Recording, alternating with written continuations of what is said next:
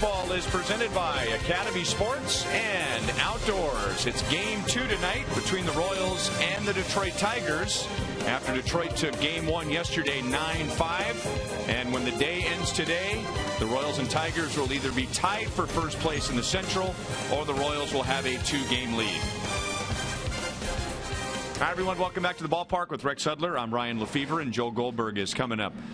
Hud, there have been a few times this year where the Royals have had either a bad game or games, and it's just human nature to think, is this going to be the game that sinks the Royals? And yet, sometimes their lowest points have resulted in their highest points. Yeah, that's the characteristic that Ned Yost has instilled in this ball club going back to last season. They never quit either. They put on a nice rally in yesterday's game to try to come back. They fell short. But these are important characteristics going to carry them the rest of the way. They're in every game. Tonight, they expect to beat Scherzer.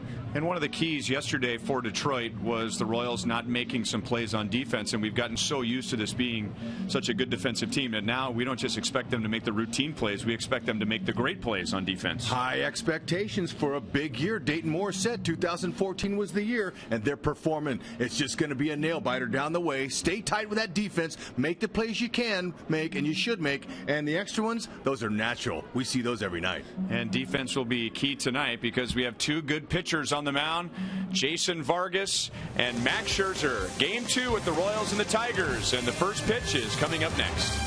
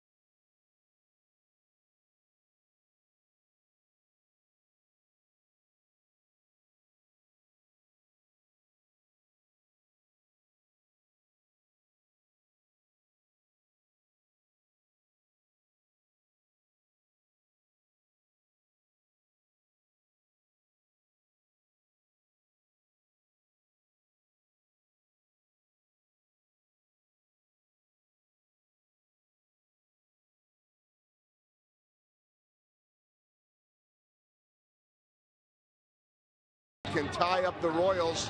Royals hoping they can get the win here. Joel Goldberg back down on the field by the Royals dugout. And when we talk about the Royals all year, we talk about pitching and defense. They struggled in both of those categories yesterday.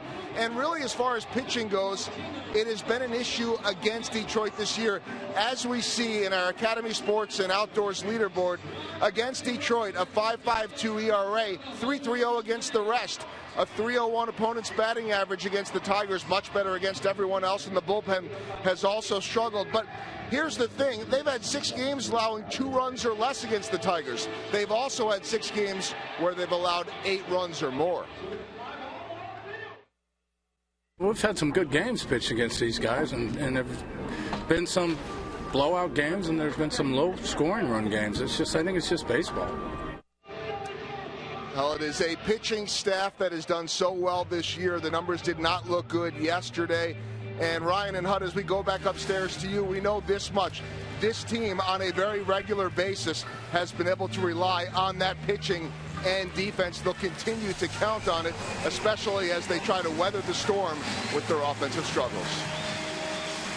All right, Joel, thank you. And here is the Royals lineup tonight, presented by your Midwest Ford dealers, against right-hander Max Scherzer. Billy Butler has the second most at-bats of any hitter ever against Max Scherzer. And Ned Yost is going to go with Josh Willingham as the DH. Willingham has a couple of home runs in his career against Scherzer. And it will be the 3rd time this year that the Royals face Max Scherzer. He had one very good start back on April the 2nd. He had 8 scoreless innings, but then on June 17th here, the Royals scored 10 runs against him in 4 innings, and he's been a godsend since coming over to the Tigers. Some in the Arizona system, he was taken in the 1st round by the Diamondbacks, thought he's probably just going to be a reliever because he has a violent delivery. Well, with the Detroit Tigers, he's 39 games above 500 all by himself, and he's awfully tough here. You just never know in baseball, man. I'm going to tell you what, you let a guy go and he becomes a star 3 or 4 years later, you're kicking yourself. But look, the Tigers aren't. Max Scherzer, he knows what to do now. Important for their offense to get a hold of him early. The Royals have got to be able to capitalize, put some doubt in his mind, and hopefully can score a few runs early and capture the lead early. Now, here we go. Starting outfielders on defense, they all can throw pretty well. J.D. Martinez, he has 1 of those assists. Torrey Hunter, he's got 4 in right field and 6 for Rajai Davis in center.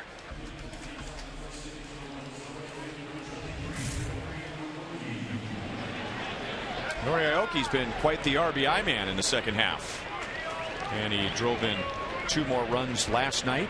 And those 2 runs tied the game at 2 in the top of the 3rd inning. And then the Tigers scored 6 in the bottom of the 3rd and were on their way.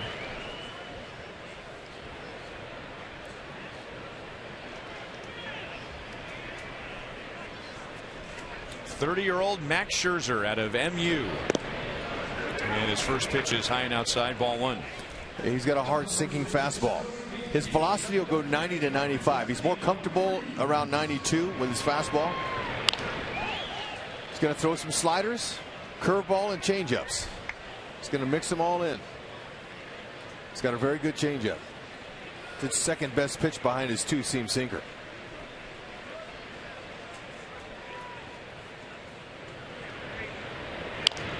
Likes to get ahead with his fastball and then work in some secondary pitches as he sees fit. But he's going to throw a lot of 2-seamers early.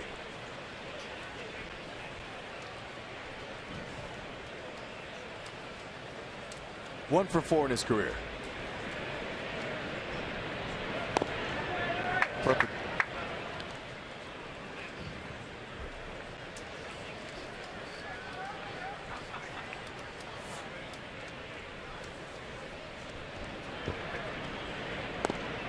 Full count. Hey, nice job. Spit on that changeup. He's got a good one. Both pitchers tonight facing each other or opposing each other have good changeups.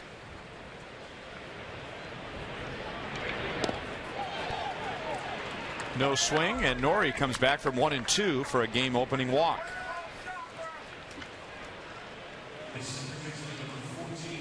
Appeal down to 3rd base umpire Paul Emmel. He's the crew chief.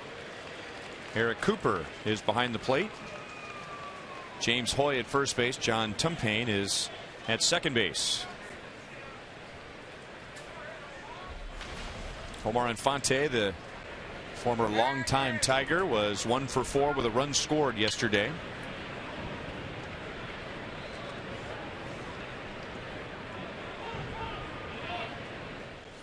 Right away, Max holding the ball. That's a good thing for a pitcher to do against a runner who's trying to steal off of him. Hold it, keeps him from getting a good break. He's got quick feet, decent move.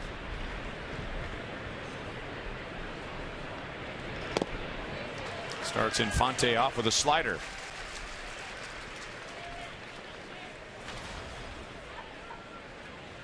Not a lot of experience because they've spent a lot of time as teammates, Infante and Scherzer.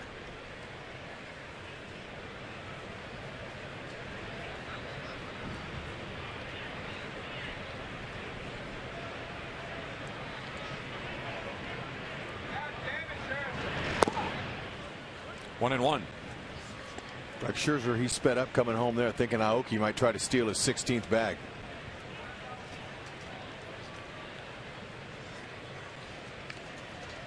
I thought Giavotella might get a shot today just because of his numbers, career numbers off Scherzer. He did hit his first major league home run off Scherzer. Did Gio. 5 for 9. But he's staying with Omar.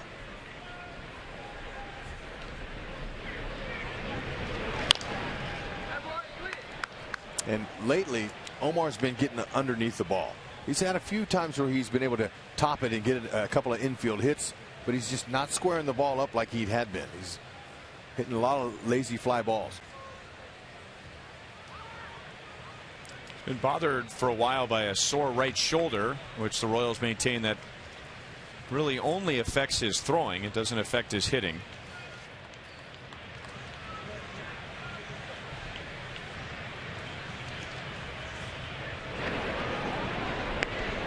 Scherzer just lobs it over to first base to keep Aoki close.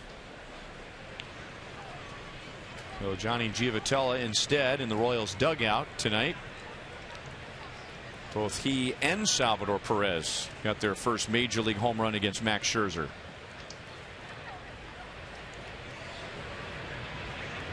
Nori trying to dig into that soft dirt around first base. 2 balls, 2 strikes. Infante just 3 for 16 on the road trip so far. He scored a run, stole a base. Yeah, you know, if that ground out there is not comfortable for you at first base when you're getting your lead, you know, you just call timeout and you clear the dirt out. That's all. Make it a nice, solid takeoff position. Nori wanted to go, but didn't get the right footing. And that ball will land on the roof of the Royals dugout. What they should do, it would be a nice gesture, is if when a runner gets to first base, you know, if the Tigers ground crew would come out and just, you know, give the runner a towel and a little bucket and a shovel. And, you know, they could build a nice sandcastle while they're out there. I don't know why they put that diamond dry dirt out on the surface before the game. They just throw it out there. None of the rest of the infield has that there. I'll have to get to the bottom of it. Towards center field, and Davis will make the play. 1 down. Aoki back to first. Your Kansas City Honda dealers bring you the MTP of the game, the most trusted player, brought to you by the most trusted brand, Honda. A couple of guys who go back to their college days. Alex at Nebraska, Scherzer at MU. Alex remembers that even then, well, Scherzer threw hard. Always had a very good changeup.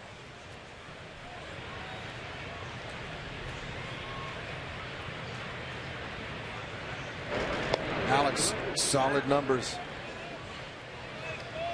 against Scherzer, looking for something he can drive and get on the board early.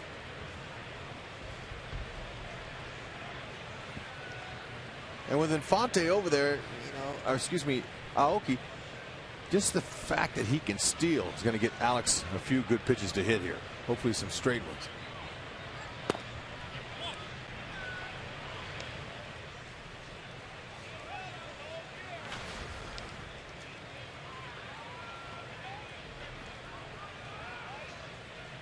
That is when he is most vulnerable. And that's really not a terrible ERA, but that's his highest the first 3 innings. 2 balls and no strikes.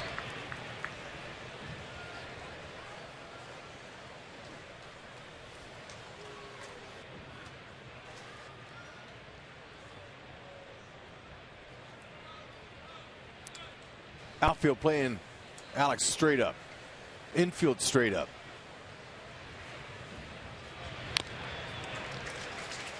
2-1. Something to keep an eye on with Scherzer tonight is going back to his last start. He threw 124 pitches in 6 innings. So that's an average of over 20 pitches per inning. And as he said, he grinded through that start against Cleveland. He has thrown 112 or more pitches in his last 5. So is he going to experience some fatigue after that start on Thursday? Or will Brad Ausmus be mindful of that and go to his bullpen a little earlier than normal? I'm going to say yes on both accounts. He's got to be a little bit fatigued, and he's in his throwovers to first. He's just lobbing them. Nori's running. The throw is right on the bag.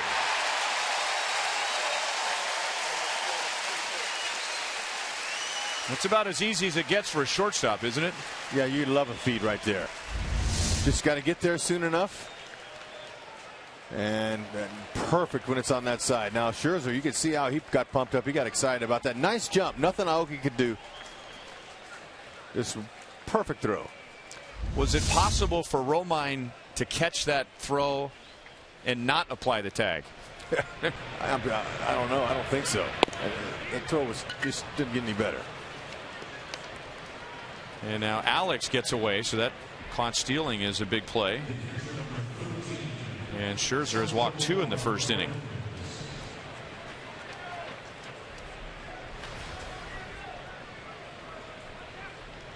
Salvador 0 for 4 last night. He is a .391 hitter against Scherzer with 2 home runs. And as we told you, that includes his first major league home run.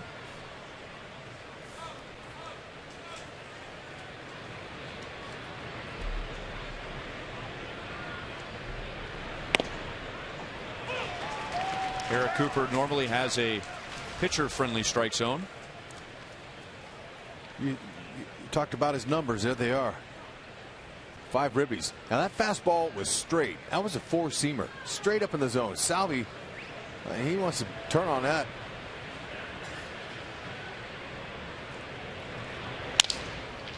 Cracked his bat. And Romine will throw to first. So 2 walks. The caught stealing was big. And the Royals are scoreless against Scherzer in the first.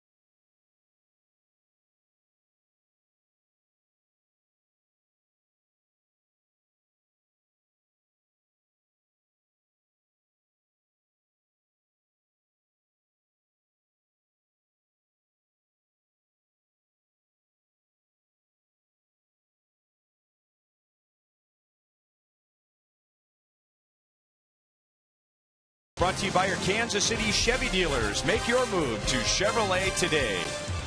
By the Missouri Lottery. Try the new Lucky Sevens playbook. And by AT&T Uverse. Find out what's possible with AT&T. Call 1-800-PIC-ATT. Mobilizing your world.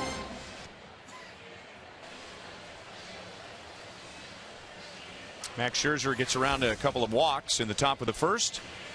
And now the Tigers against Jason Vargas. Only one change from yesterday. Rajai Davis is in center field instead of Don Kelly. And we begin with Ian Kinsler, who's tailed off some in the second half after a very good first half in his first year with the Tigers. All to face our Kia starting pitcher tonight, Jason Vargas, who's had 3 starts against the Tigers.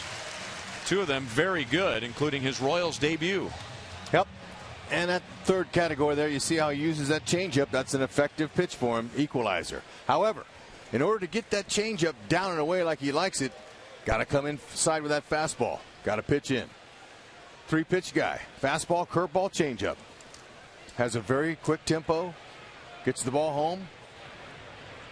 Walks off that mound and wants it back. Watch him. He just walks off under the grass, says, give me that ball. Tries to dissect the dish.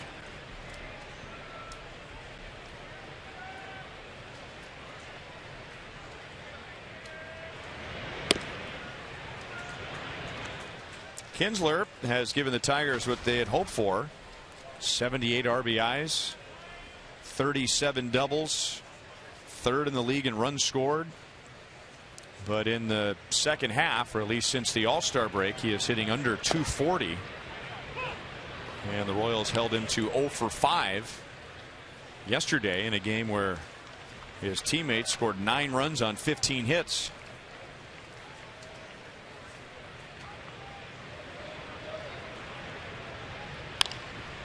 Got it in on him.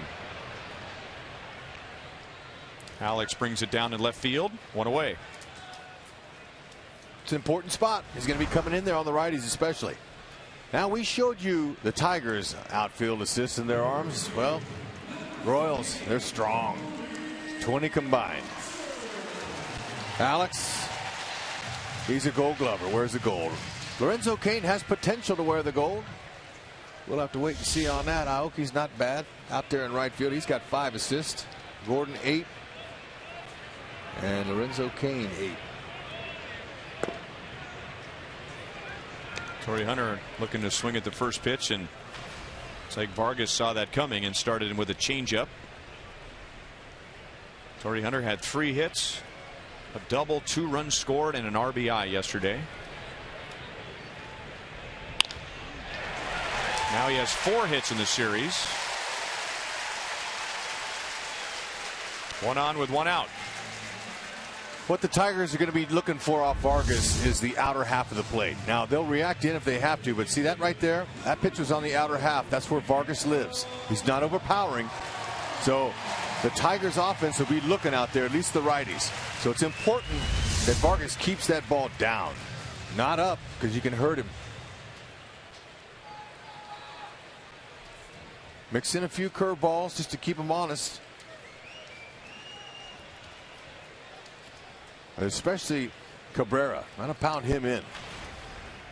Throws a few changeups down and away, but that fastball in is going to be important here because you know Cabrera's looking out over. Middle away.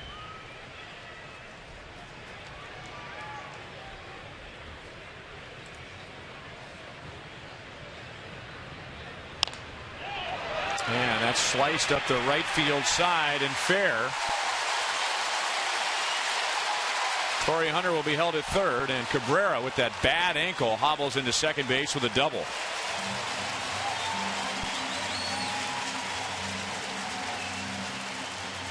Yep, Cabrera, he hits off his front side now. His ankle is bad, and a lot of hitters do, but you know, you really generate power from the backside, but he's so talented.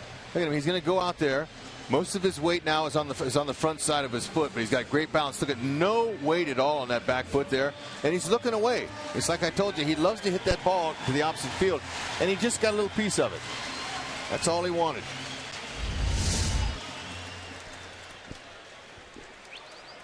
That is his league-leading 45th double.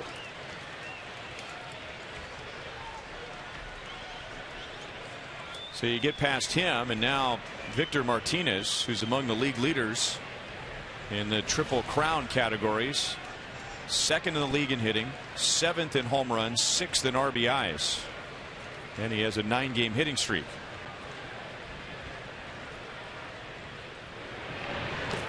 Yeah.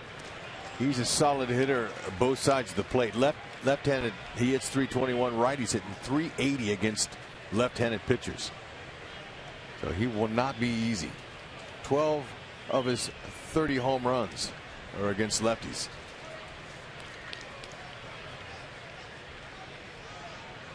Try to keep the ball down the best you can with him, and hopefully he hits it at somebody. Vargas is not overpowering. Doesn't have the ability to blow guys away. He's got to finesse them. Went at him with a fastball, 1-1.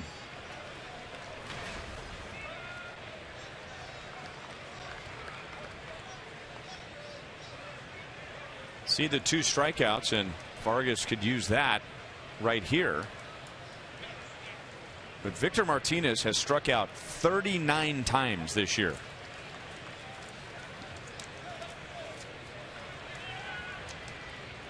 That's incredible. One of the game's premier hitters. 2 balls and 1 strike. Good spot for that curveball. I want to leave that thing up. The league leader, by the way, has struck out 168 times. Chris Davis of Baltimore. Victor Martinez, 39.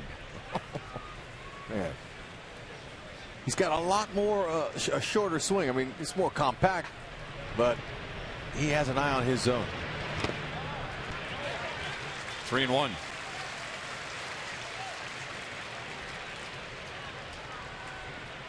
Don't want to get in too much trouble in the first inning, but there is an open base, and you have a much less experienced hitter on deck. And as soon as I say that, Salvador Perez puts out his right hand, and the Royals will intentionally walk Victor Martinez. Yep, pretty good call there. Now with 1 out, Vargas would love to get JD Martinez to hit into a double play ball. Vargas has induced 11 this year.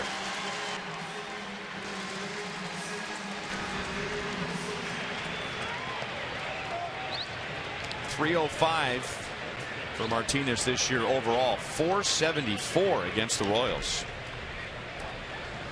1 for 5 with a run scored yesterday. So you have Hunter at third, Cabrera at second, and Martinez at first. Infield double play depth.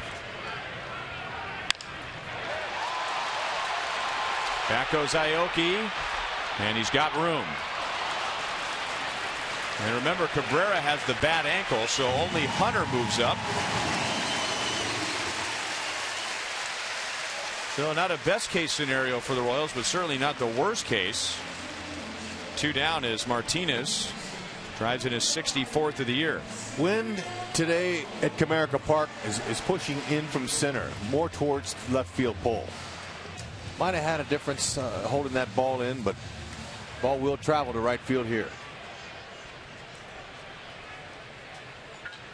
330 right field line, but it's a short porch.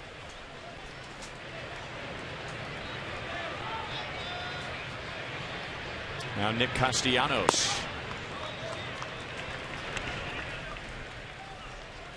2 hits, 2 RBIs yesterday. For the most part, the Royals have pitched him well this year.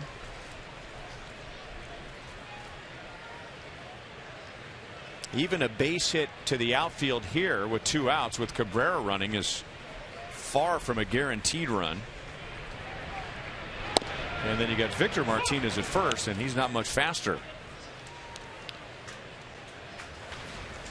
Vargas do well to get out of this inning here. Just any way he can muster it up. We're just 1 for 9.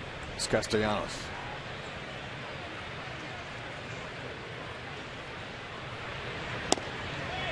Good pitch over the inside, 1-2. Tigers 284 hitter against left-handed pitching. So that's a pretty good number. That's a high mark in the league. Their record is 25-22 against southpaw pitchers. Starters.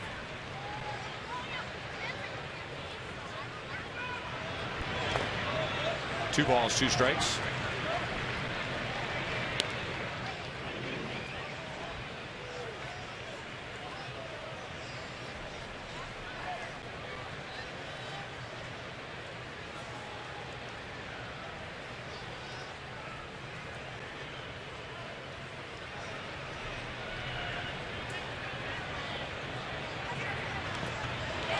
Full count. So that helps the Tigers that they can get Cabrera and Martinez in motion.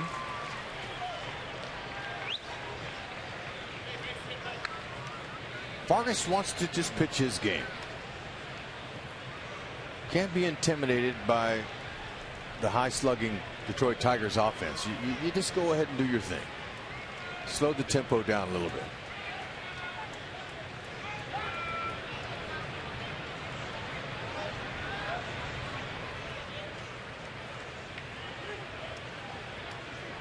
Cabrera and Infante are having a terrific debate out there about something. Maybe it's what hurts more, my right ankle or your right shoulder. Struck him out, so it could have been a lot worse.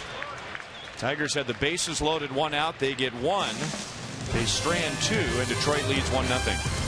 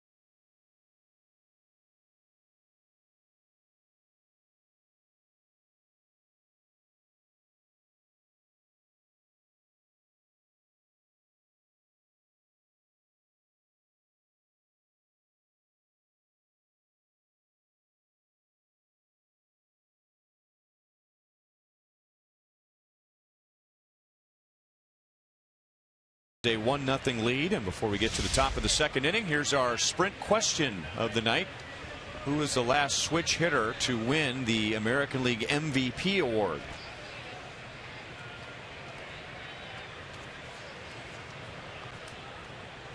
How about Eddie?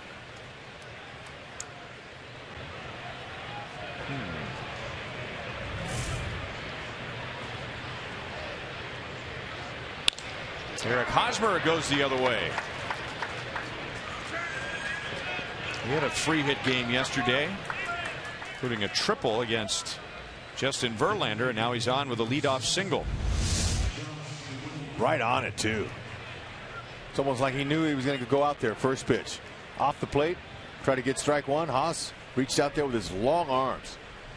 He's got some limbs on him now. Legs, arms, he gets him out there extended. He's got some pop.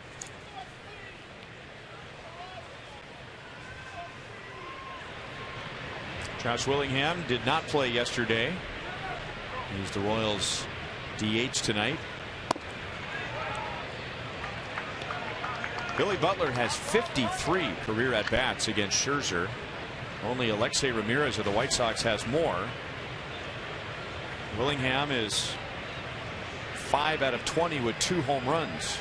And Billy's just 1 for his last 23. So Ned going with Willingham, who gets jammed but thumbs it out into shallow right field for a base hit, and the Royals have 2 on with nobody out.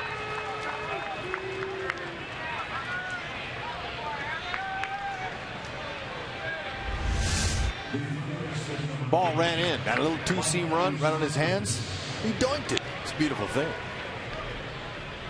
Strong guy. He's able to muscle it out there. Drop it right in front of Hunter.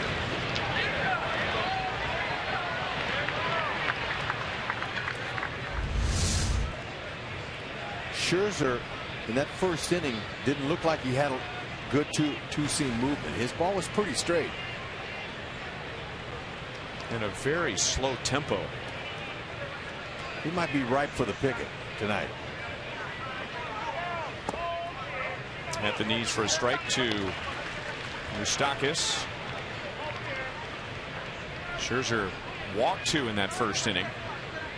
AOKI was caught stealing by Avila. That was a big out. I think Scherzer he had to battle through his last start.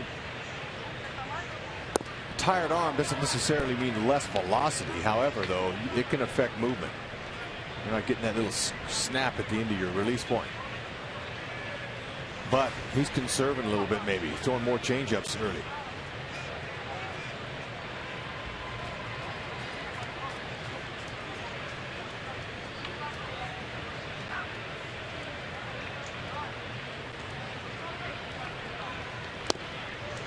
.94. 1 ball, 2 strikes.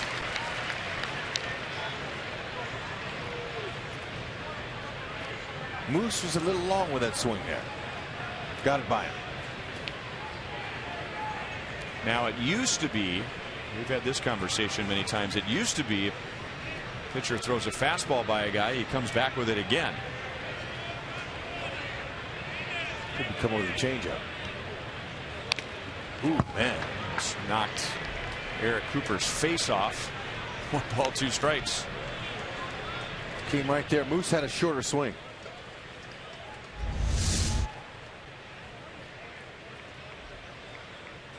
Wow.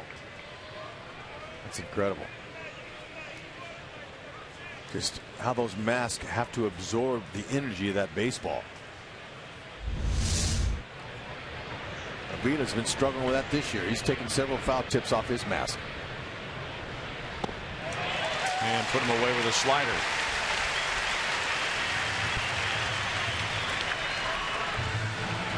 First strikeout for Scherzer. Now 2 on with 1 out. Yeah, he really worked Moose there. Hard fastballs in, change up, and then he finished him off with a slow curve down in the bottom of the zone. Good spot.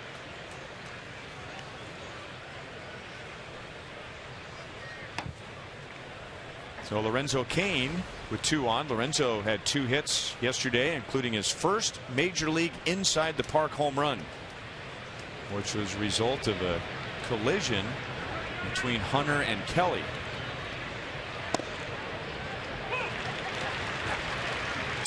Talking with Tori before the game today about that play. I said, "How you doing? How you feeling?" He said, "You know, I'm a little stiff up in my traps, you know, around my neck and my lower back." I said, "But I got a massage today. I feel a lot better." He goes, I said, "What about Kelly out there going to your glove to try to find that baseball?" He says, "Well, he saw me catch it. That's why he went to my glove. And he called for it too late." Tori already had it. So really, that's a collision that should have never happened. But you know, Kelly's not an everyday center fielder. Ball off the right-handed bat. It's going to have some movement back towards right field. It's going to come back to the right fielder. So that could have been a play there that had Jackson been out there, the regular center fielder, he probably would have called Tori off and Tori would have let him have it. Now Rajai Davis, he's a center fielder, but not as much as he is a left fielder. He's has a little more experience. He's got 374 career starts in center.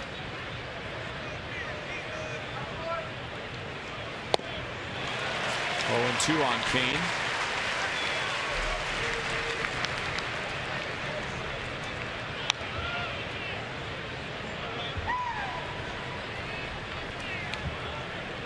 Lorenzo, a .320 hitter with a runner in scoring position. Been a while since we've seen him hit what his teammates call the Lorenzo triangle. That would be just a nice soft blooping base hit over the second baseman's head.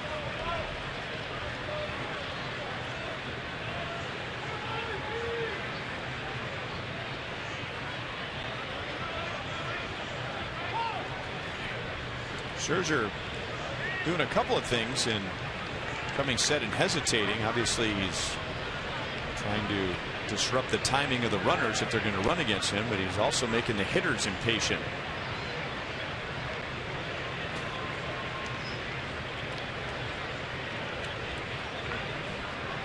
Really slowing it down.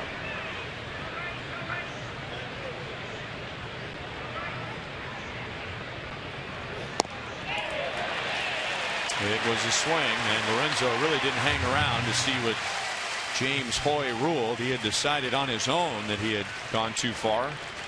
2 down.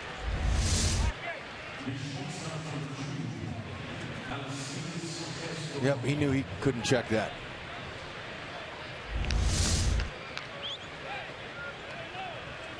Two singles followed by 2 strikeouts, and now Escobar.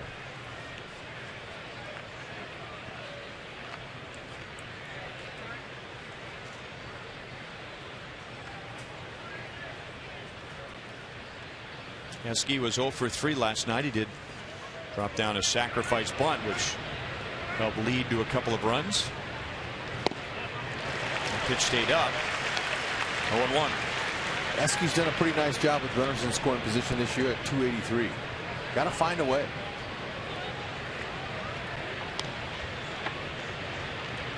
I think Scherzer purposely slowing the game down really can affect the Royals, who are an aggressive team. They don't have their base stealers out there with Willingham and Hosmer. It's testing the hitters' patience. Victor Martinez into foul ground. A promising start with back-to-back singles to begin the inning, and then Scherzer gets the next 3.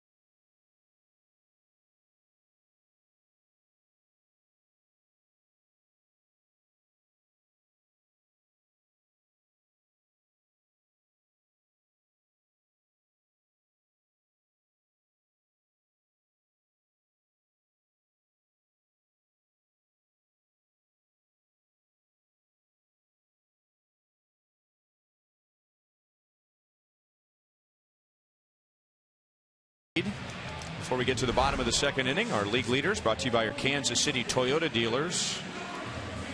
Only Garrett Richards, who's done for the year with that knee injury, and Felix Hernandez have lower road ERAs, and you're talking about percentage points. Vargas 2.12 away from Kauffman Stadium. That's good for 3rd in the American League. It's pretty good. I mean, you got to love that. A lot of good road numbers the Royals have, but they've got to find a way to score some runs. The pitching is going to be good. Yesterday, you know, you're going to give Guthrie a pass on that, but you got to hit. This guy's got to find a way to get it done. Pitching has been solid all year long. Alex Avila, Andrew Romine, and Rajay Davis in the bottom of the second inning. Tigers had the bases loaded with 1 out in the first. Vargas got JD Martinez to fly out for a sac fly, and then he struck out Nick Castellanos.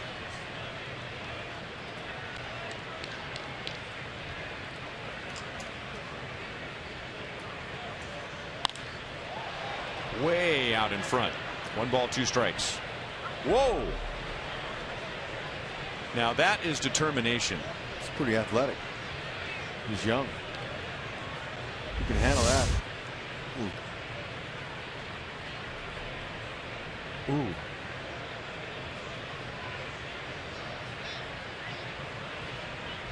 Youth is a beautiful thing. 2-2.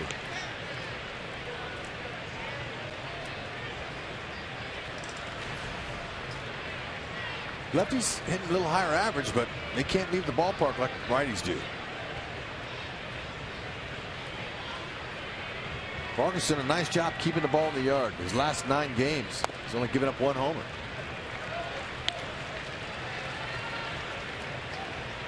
He's been solid, throwing strikes, only 5 walks in the last 7. He's a veteran pitcher. He knows exactly what he wants to do. Going over the count with home plate umpire Eric Cooper. And Avila walks. Second allowed by Vargas. The first was an intentional walk. Tigers have the leadoff man on. Don't let the end of summer stop you from coming out to Kauffman Stadium, especially for the final homestand, which begins on Thursday. Next Tuesday, you can receive Field Plaza tickets for only $10 and Hy-Vee infield tickets for only $5. And this deal is only good for that Tuesday game a week from today. You can get those tickets at the Kauffman Stadium box office at Royals.com or by calling 1-800-6-ROYALS. Romine takes strike 1, trying to bunt Avila up to second base. 224 this year, 421 against the Royals, which includes 2 hits and a stolen base yesterday. Vargas fields, and the Royals get the force at second base. Nice job of getting his feet underneath him. Vargas got to it quickly. Here at CABRERA Park, the dirt path on the way to the mound, that helped him. It just stayed down there. He picked it. Escobar did the best he could to get out of the way of the sliding Avila. Look at that. Good athlete. He pounced all over it. Picked it on the short hop.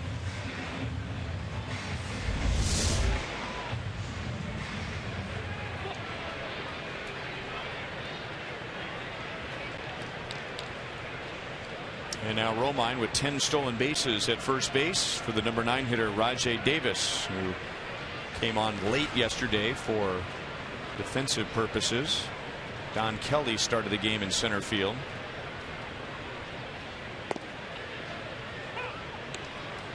Rajay gets a lot of starts against lefties, but he's done a fine job in his first year with the Tigers here. He's added some speed.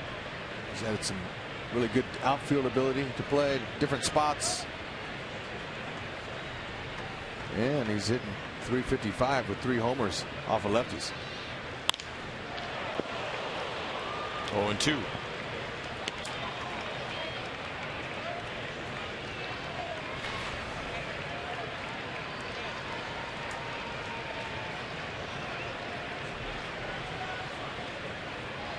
Shared with you earlier how the Tigers offense will be looking away for Vargas. It's not overpowering it. It'll come inside, and he's got to be able to do that to keep him off of those pitches away. But that was a good shot that Davis was trying to take to go to the opposite field there.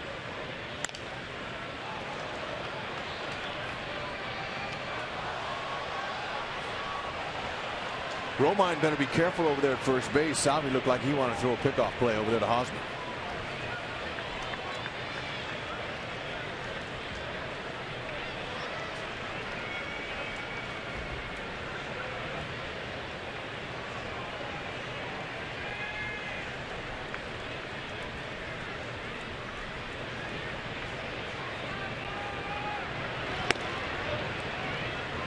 One and two.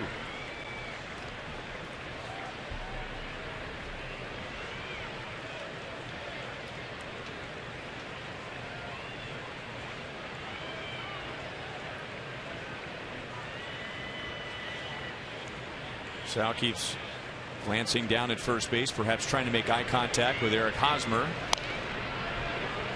Still 1 ball, 2 strikes. It's a good change up there.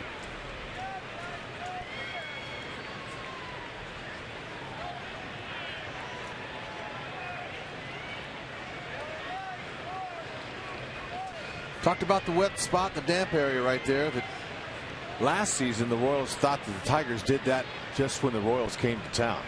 And you know, with the Tigers last year, they didn't run. They only stole 35 bases as a team.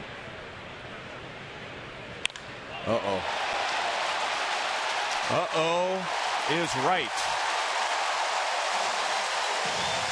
Another home run for a right-hand batter against Vargas. It's the number 9 hitter, Rajai Davis. And the Tigers have taken a 3-0 lead.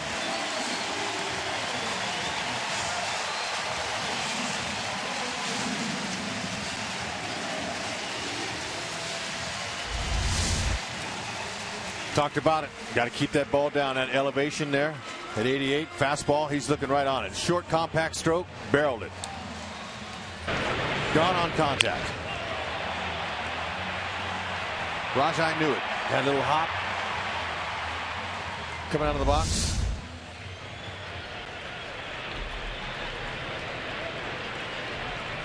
That puts an end to an impressive streak for Royals pitching. Strike to Kinsler. Royals pitchers had only allowed 1 home run in the previous 13 games. That's the best stretch for the Royals in 22 years. Kinsler is 0 for 2, now 0 for 6 in the series. Got to go back to 1994. The Royals had a stretch of 14 consecutive games without allowing 1 home run. And prior to tonight, just 1 home run in 13 games. The Royals have allowed the fewest home runs in the league.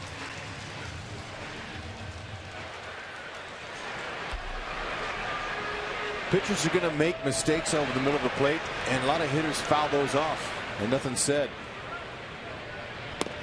But when you connect on one, then it becomes a mistake. That was up. You got to credit Davis. He didn't miss it.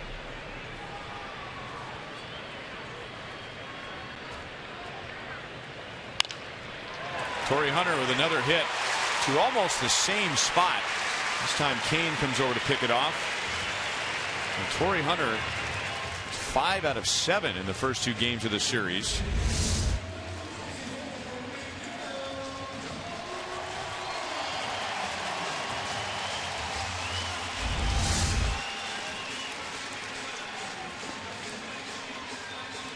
And that brings Cabrera up with a man on and 2 outs.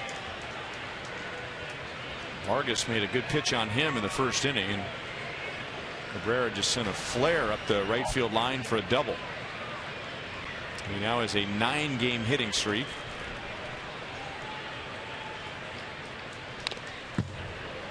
I asked Ned Yost before the game, and I knew he wouldn't reveal any secrets, but when you know a hitter has a particular injury, in this case Cabrera, bad right ankle, that's his drive leg, or let's say a hitter has an oblique strain or a sore shoulder, do you pitch them differently knowing that certain pitches or certain swings are going to grab that injury? And Ned thought for a moment. He said, not with this guy.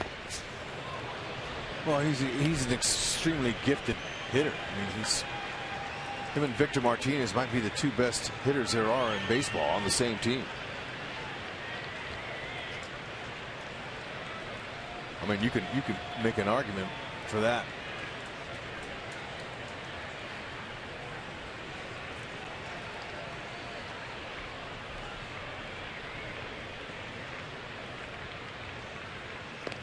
I mean, how would you pitch a guy that's, forget that it's Miguel Cabrera, but how would you pitch a guy that, at least for the time being, is a front foot hitter? I'm going to stay breaking balls down and in on it. Make him roll over the top of it if you can. If you're lefty and you have a nice hard slider, you want to try to back leg it. Something like that. He likes that ball, you know, out over the middle like most hitters, but he's extremely gifted. His hand-eye coordination is exceptional, and Just because he's got a sore right ankle, he's not going to take away anything, even his power, because he's hits off of his front foot, his right side. You leverage your whole front half, try to stay balanced in the middle, but you hit lots of times on your front foot. Sometimes a hitter like him doesn't need his back foot, doesn't need to turn on it. Some guys do, but not him.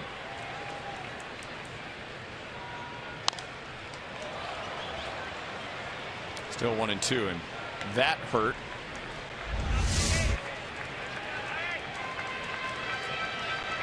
So he's totally now. He's got a little bit of pressure on his toe and his right side there.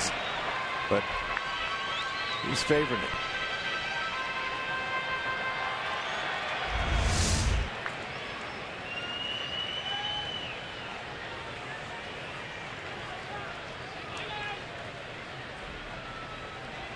Drove in his 101st run yesterday, second in the league, and the 11th straight year that he's had at least 100 RBIs. That is the 8th best streak in history.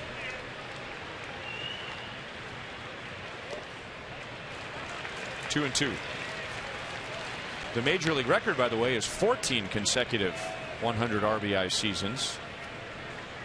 I think he's got 3 more of those in him, for sure, especially with 2 healthy legs, and he's only 1 RBI behind Mike Trout. Alex Rodriguez, by the way, has that record, 14 consecutive 100 RBI seasons. Ooh. Cabrera would like to have that pitch back. It's a little tardy on it. That's the one.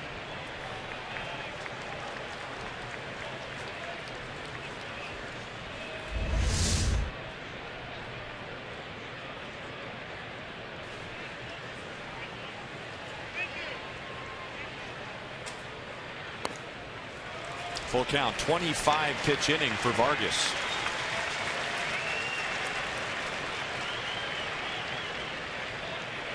By the way, with that bad ankle, and right now Cabrera's just went into a deep crouch like a catcher, just trying to keep that ankle loose. With his bad ankle, in the last 9 games, he has 5 home runs and 10 RBIs.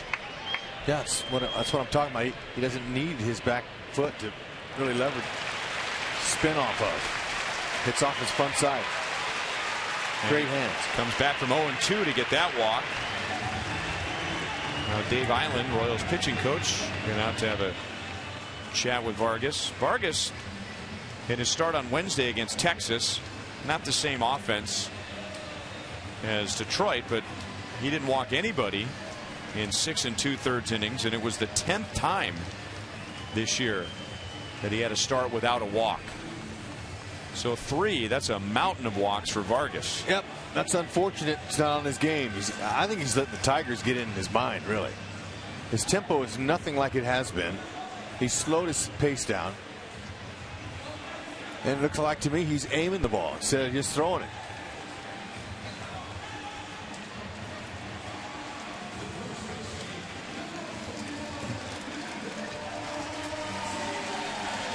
First time up, Vargas and the Royals, and wisely so, decided not to pitch to Victor Martinez. Second and third, one out, open base, JD Martinez on deck. And now Vargas will pitch to him with runners at first and second and 2 down. Hunter is the runner at second. Cabrera is at first. If there's a better switch hitter in baseball, you'll have to show him to me and show me the numbers, because Martinez is exceptional from both sides. 280 right, 321 left. Power, left-handed 18 home runs, right-handed 12 home runs.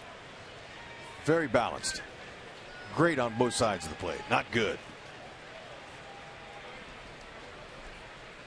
Make a pitch. 1-1. On the topic of switch hitters, and Victor Martinez is certainly a candidate. Our sprint question for the night: who was the last switch hitter to win The MVP. American League MVP, that is.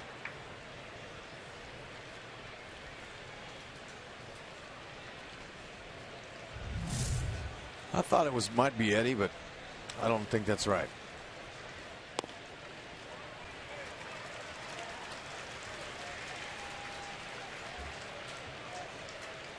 We had one in the National League not that long ago. Jimmy Rollins of the Phillies 7 years ago was the MVP. Well, you think that's not that long ago? That seems like that was 2 or 3 years ago. 2007. Yeah. I'm going to go with Mickey Mantle. He probably did it. This is the 30th pitch of the inning. Well, he will pitch to Victor Martinez, but very carefully. And Vargas had started to pitch to Martinez in the first inning, and then when he fell behind, they intentionally walked him. And I would doubt that Victor's going to get a very hittable pitch here.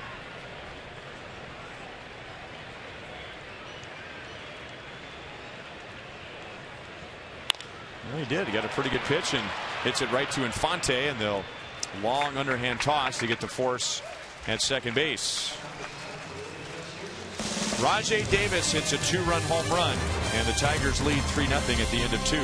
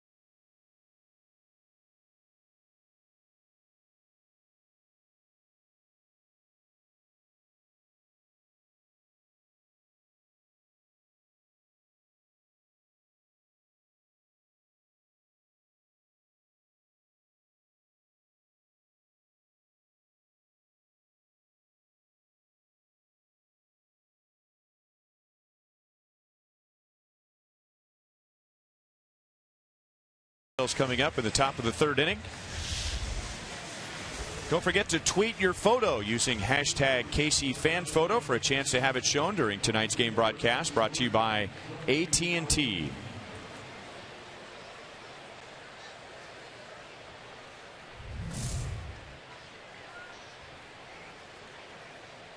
Max Scherzer got around 2 walks in the first inning, and then back-to-back singles to begin the second. Top of the order. Nori opened the game with a walk and was later caught stealing.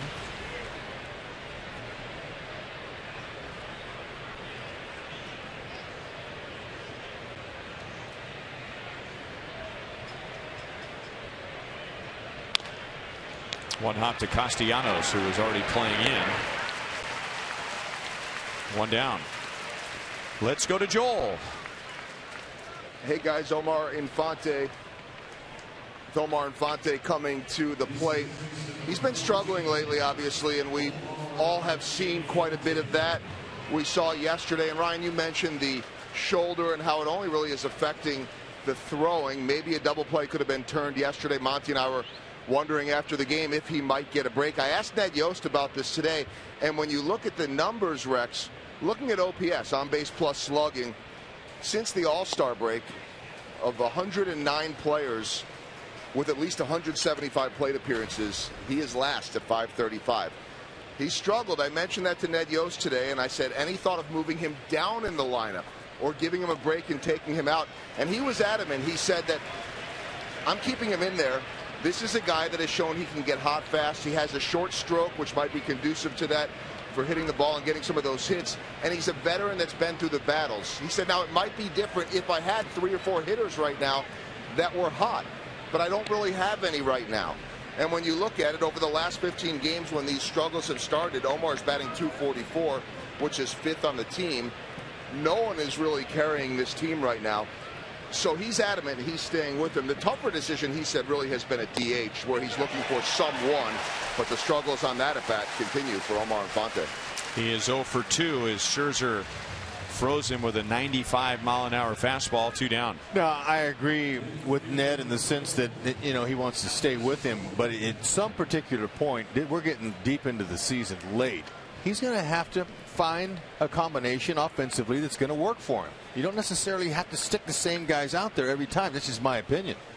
But Ned's the manager. He's the skipper. And he's going to stay with the guys that he trusts, and that works well for players. They respect the manager's decision. But you know, sometimes we saw what a mental break can do for Billy Butler, and then when he got hot again after he sat for a few days. So you know, it's not a bad thing to give a guy a mental break. He said with DH he has options between Josh Willingham, Billy Butler, the power of a Carlos Peguero, and I suppose you could add Raul Ibanez in there. So you have a couple lefties, a couple of righties.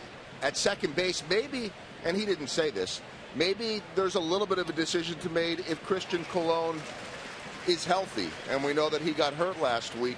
Maybe not. Maybe he's going to stick with Omar no matter what. That's what he has really done throughout this season. But, you know, Hud, you're right. You're trying to find the right combination without rocking the boat too much. And a lot of guys are struggling, including Alex right now. Well, the boat is being rocked in these first 2 games.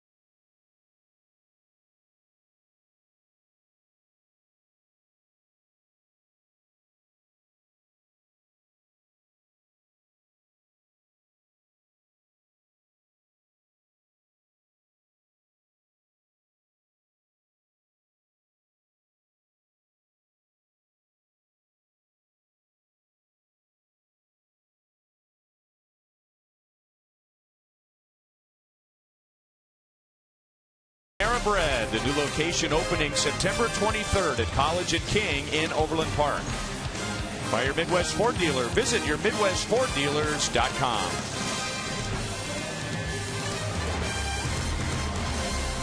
Another great weather night on this road trip. Had the weekend series in New York, and now 3 games here. There's a very good chance for rain tomorrow, so we'll see what happens.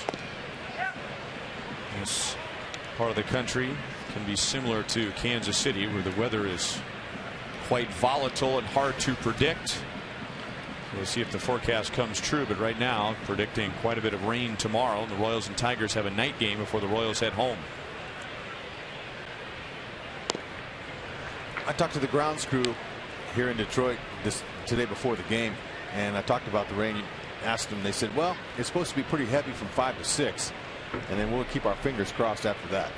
That's what they said.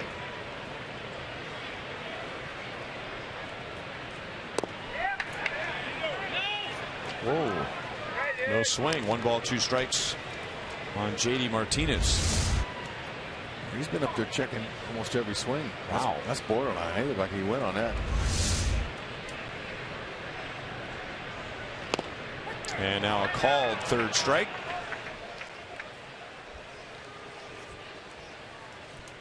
Number 2 for Vargas. Yep, there you go. Inside strike.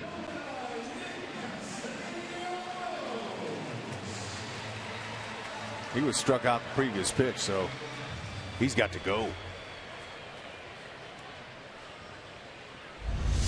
So far, first hitter of this inning, better tempo. Vargas looked like to me he's a little bit timid out there. Looks like he's, a little hesitant.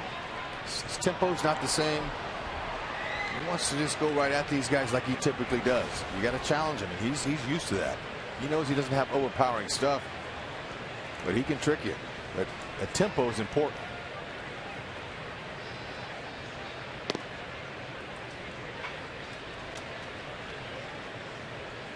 That scare you some every time Sal gets into that position? He puts one knee to the dirt and really exposes that right quad. Yeah. And that could be a bad, ugly, lingering bruise. Yeah. But Sal, he doesn't care about any of that. He is doing what comes natural to him. Obviously, we don't see him do that too often. See, he's not doing it to get on the inside pitch. Vargas coming in now. I'll guarantee you he'll care about it if he takes a line drive off of it. No question.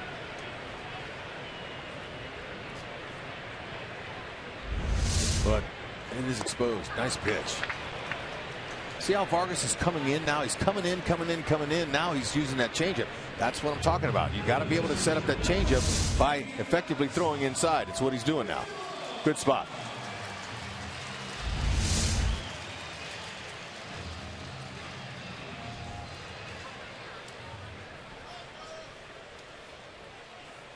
The way Scherzer's looking, the Royals offense, Vargas got to hold him down.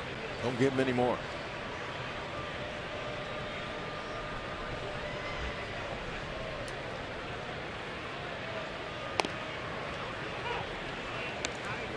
Alex Avila was down 1-2 leading off the second inning and reached for the walk. And then later in the inning, Miguel Cabrera was down 0-2 and he walked. 3 walks allowed by Vargas in the first 2 innings. Tough hop. Aoki hustles to the line and holds Avila to a single. That was like hitting a changeup to Hosmer. It got in on him, and in between hop, it got him right about 4 feet in front of him. That's a tough one. He wears the gold. If he can't catch it, not many first basemen can. Good try.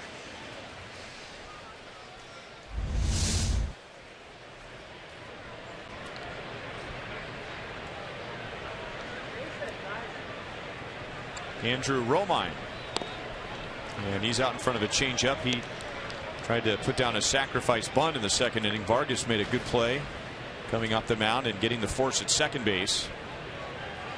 And then Romine ended up scoring on the Davis home run.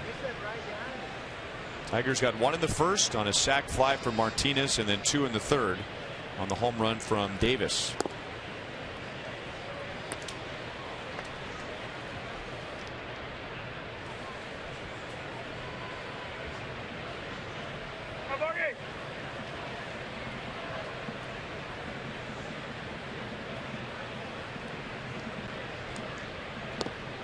Another good changeup, 1-2. Oh, that's a beauty.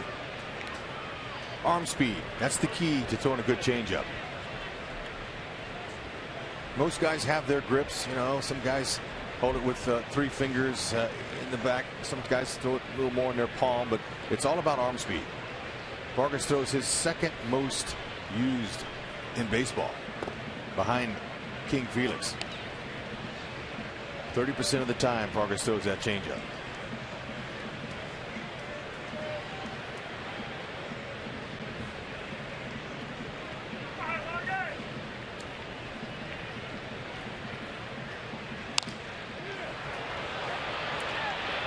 Infante goes out to make the play. Vargas has a scoreless third inning.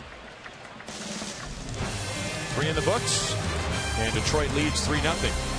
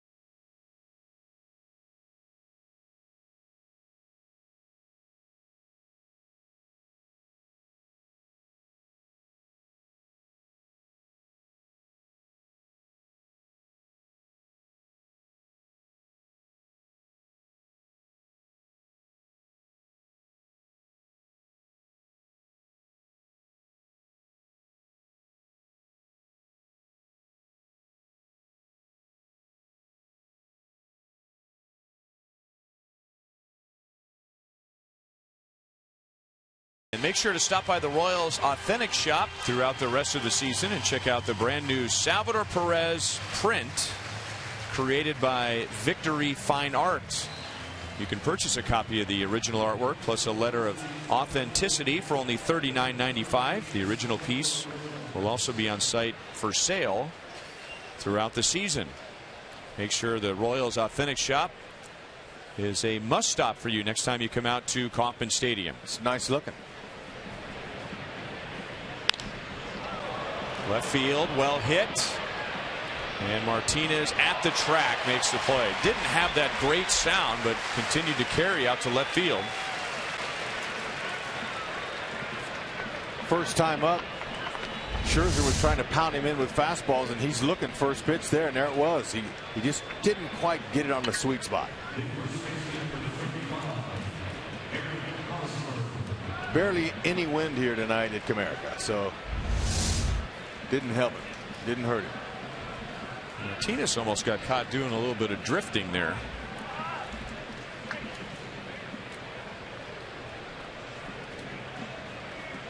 Eric Hosmer single to left his first time. Eric is 4 for 5 in the first 2 games. He is taking all the way and looks at a strike.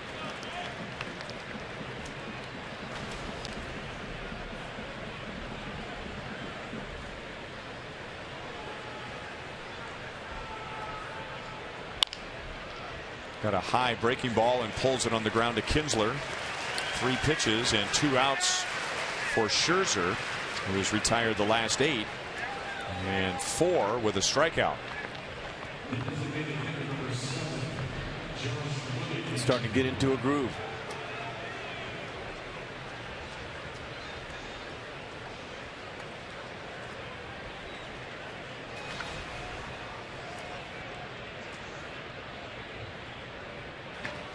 Willingham had a bloop single to right field in the second inning. Scherzer's in with the strike.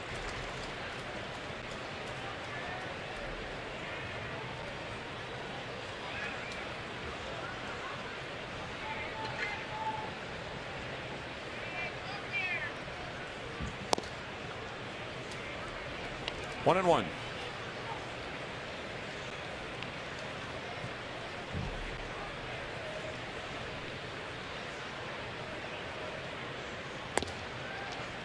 A high slider makes it 1-2.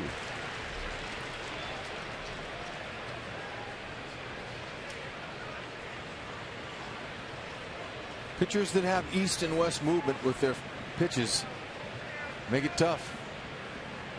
These two-seamers starting to work now after 47 pitches. Working pretty good.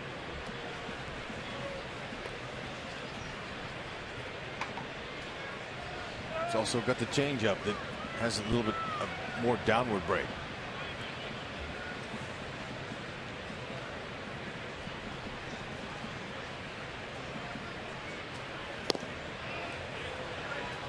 Full count with Moustakas on deck.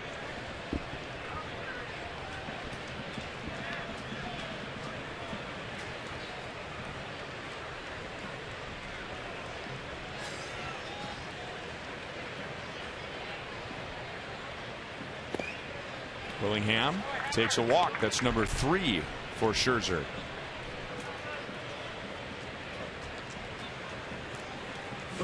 Here's our AT&T U-verse rewind, and it takes us back to June 17th when the Royals scored 10 runs in 4 innings against Scherzer here in Detroit. Ooh, yeah. That was right out over the middle of the plate. Straight. Another one. Straight. Didn't have that movement on those pitches. And hitters don't miss those usually.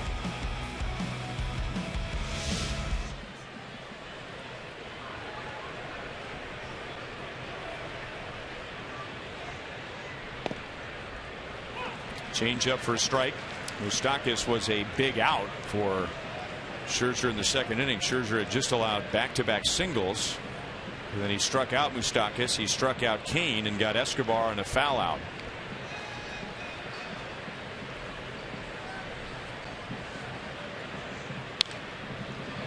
Lost the grip. 0-2. Yep, early in the count, Moose is looking for his pitch. Looking to juice one. Now with 2 strikes, if he sees something out away that's close, go with it.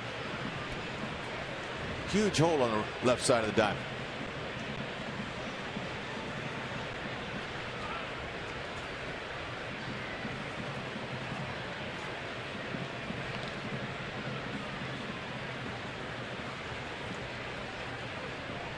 And they're going to try and pitch him away. And it stayed in. Line to right, and Hunter runs it down. So Scherzer got away with a big mistake there. To the bottom of the 4th, still 3-0 Detroit.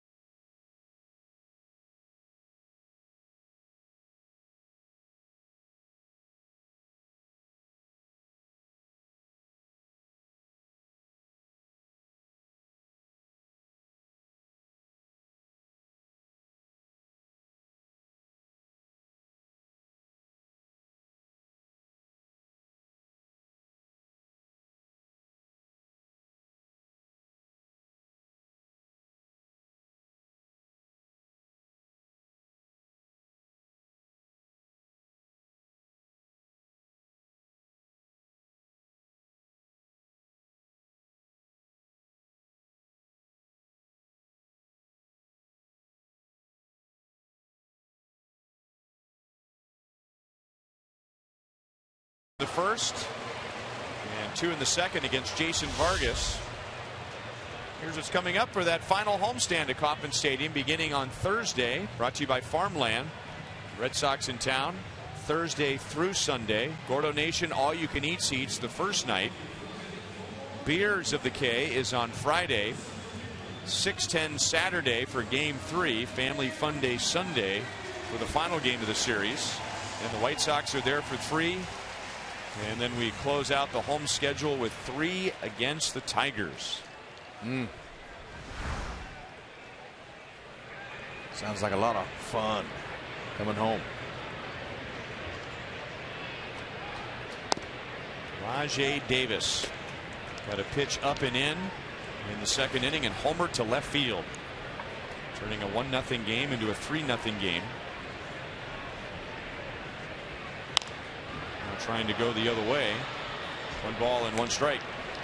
In his first at bat, the one that he homered, he took some pitches down that right field line, almost like he's looking out there, and then he just reacted to that fastball up over the middle of the plate. His plan is to try to shoot him to the opposite field.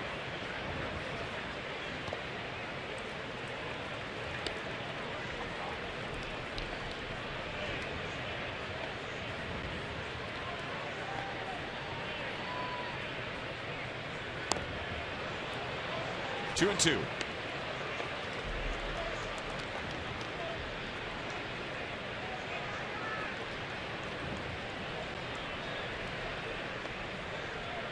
Davis and Kinsler, back-to-back hitters here in this inning, have brought the Tigers some energy this year with their speed and their offensive capabilities. Nice. 4 strikeouts for Vargas, so he gets some revenge against Davis. 1 out in the 4th, and let's go back to Joel. Ryan, a good column today on FoxSports.com from Rob Nyer with the headline, "Should MLB do more to protect fans from foul balls?" You have talked about this a lot over the years. A reply to a tweet about that column came from Jeremy Guthrie, who said, "Rob," meaning Rob Nyer, "thanks for your piece. I've fought for protection for years. Have a hearing tomorrow with MLB to discuss safety." Gordon is going to grab that one. He went on to reply to some fans saying Jeremy did, "Own risk is fine, but MLB as an entity will be sued for damages. They will have to make change at some point. I vote for change now before someone dies like in hockey. Everyone wants to be reactionary these days. MLB can't wait." I asked Jeremy about this, and he said that he'll go into more detail tomorrow after he visits with the folks from Major League Baseball, but he is very passionate, even pointing out that his wife doesn't sit behind the dugout. She will sit in the good crown seats behind a net. No issue seeing back there, but he is very passionate about this. I know you have been for years too.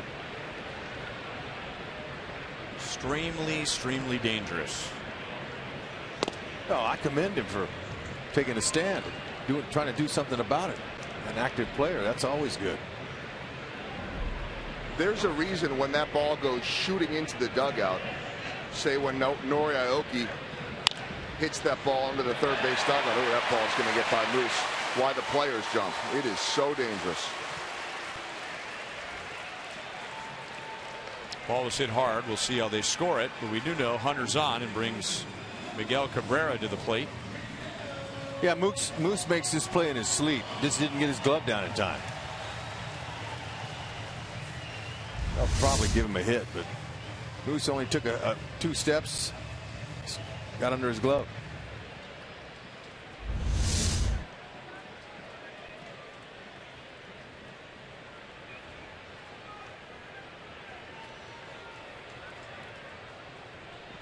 Still no scoring, so it's Cabrera who has doubled and walked.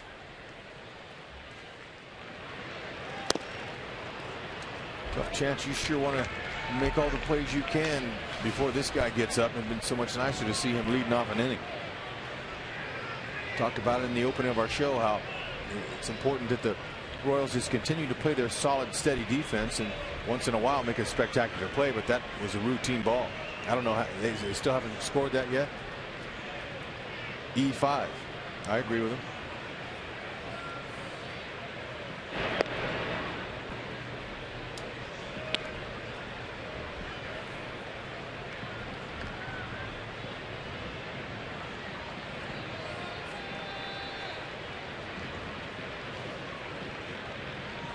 Thirteenth error by Moose this year.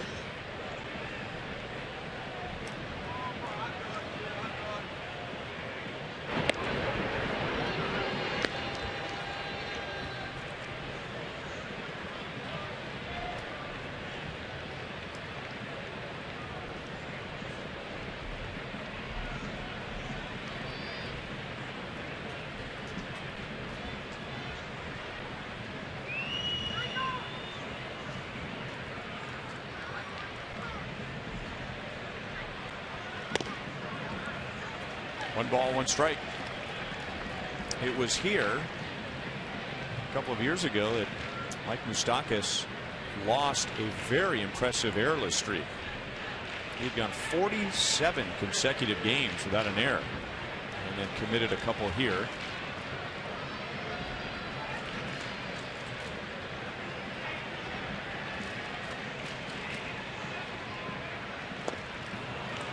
Vargas jumps ahead, 1 ball, 2 strikes. This ballpark opened in 2000, and one of the first complaints about it was because the seats, especially behind home plate, are so low. I mean, the fans are almost, especially in the first row, almost sitting as low as the dirt behind home plate, that the infielders at times are having a tough time reacting to the ball immediately, because you had a couple of guys behind home plate with white t-shirts on. You didn't see it right away. Jammed. Infante will make the play, so the air does not hurt the Royals. Vargas only has to throw 4 more pitches, and out the end of 4, it's still 3-0 Detroit.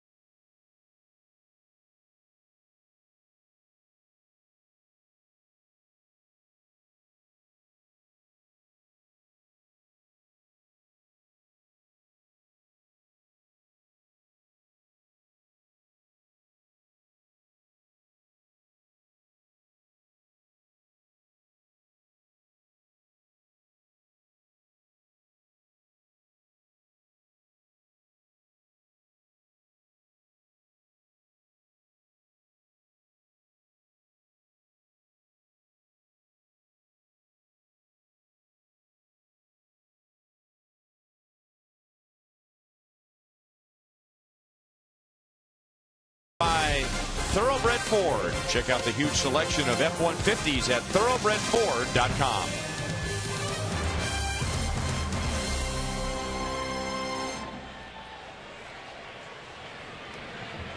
Much bigger crowd here tonight than yesterday afternoon when they switched the game time to accommodate the Lions game across the street. A little over 30,000 yesterday.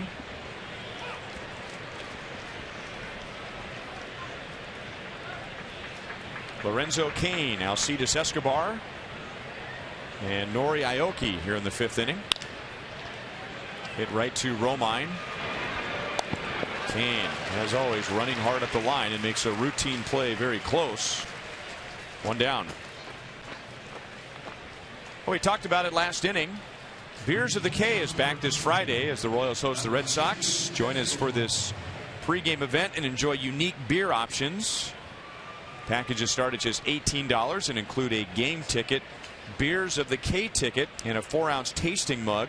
You must have an event ticket to enter, NB21. For tickets, go to royals.com/beers.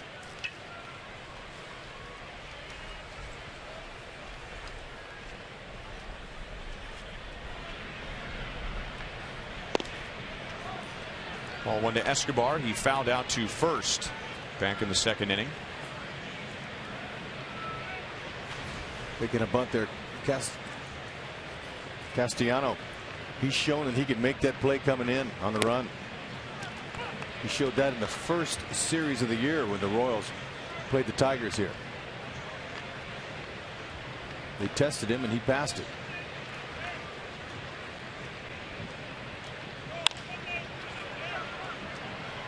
One and two. Royals getting close.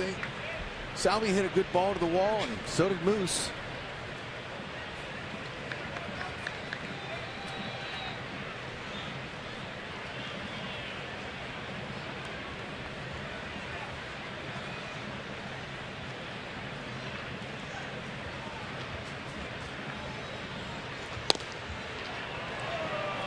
2-2. Scherzer's only allowed 2 singles, and those hits open the second inning. And those are the only 2 hits the Royals have. They've had just 1 runner since the second. That was a walk to Willingham. And there's a base hit as Escobar goes the other way. Scherzer had retired 10 of 11. It's good to see him shorten up his swing with 2 strikes. Leans out over the plate. Caught it just right.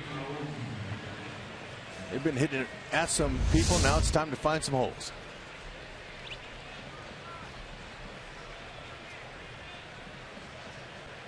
And Escobar's been a good hitter this year with 2 strikes. Hitting just under 300. He does that. If he might not have to change his approach, maybe go to that 2-strike approach right out of the gate early. Well, he knows the kind of hitter he is. He's not going to hit any home runs. I mean, he might hit a few by accident, but he knows that he's a guy who sets up the table, shortens up that swing and uses it. But you're right. He seems like he focuses a lot more with 2 strikes.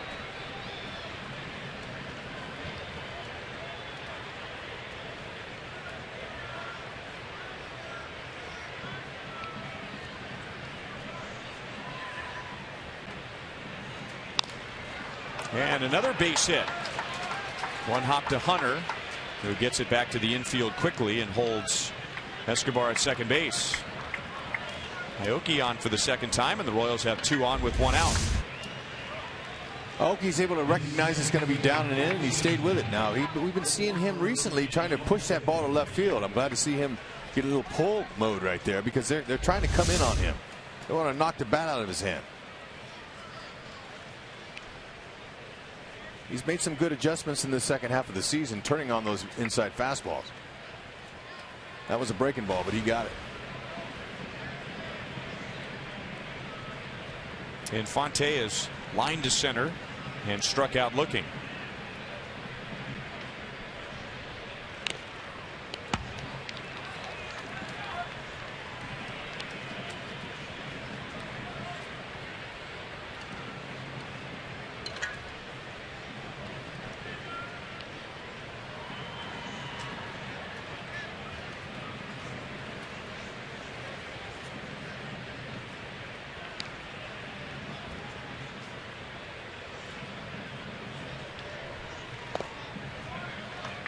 One and one.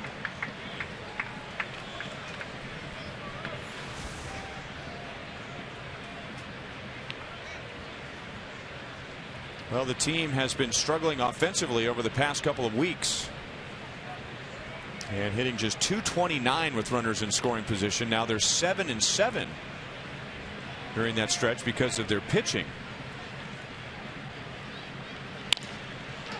Shallow center, and Davis will have it scoot by him.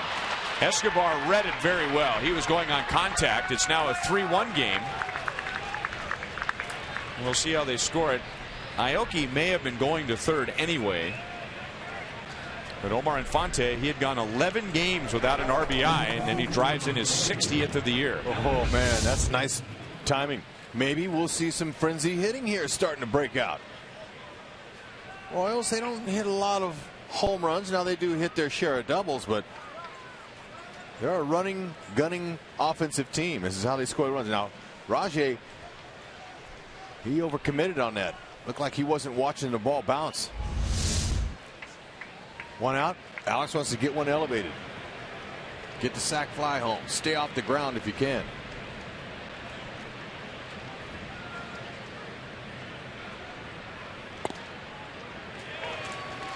Strike over the outside. There's no question how Scherzer's focus here is to keep that ball middle away on Alex. Alex knows, and Scherzer knows what he can do with that inside pitch. Nice numbers. That's the 6th best average in the league with runners in scoring position. 1 ball, 1 strike.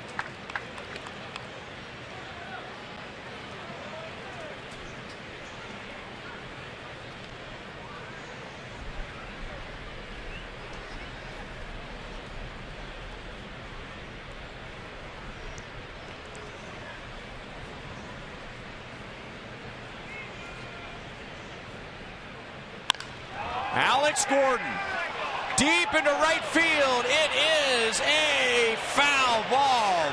Oh, man, you got to be kidding me. Alex glances into the Royals dugout. And even Rusty Kuntz, first base coach, is talking it over with James Hoy, the first base umpire. Ooh, that was a mistake by Scherzer. Alex Gordon, he thought he got it. That's right over the middle. Scherzer, he thought it was going to be a homer as well. That ball was high and far and foul.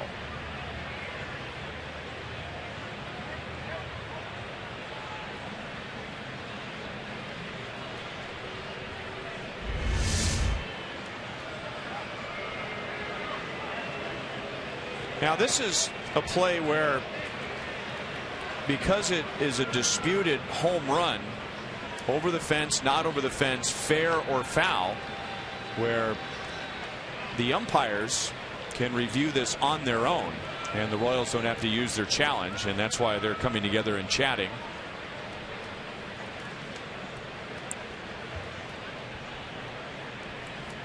Otherwise, if Ned wanted to use his challenge, they'd be going straight to the headsets, but they're going to talk it over first.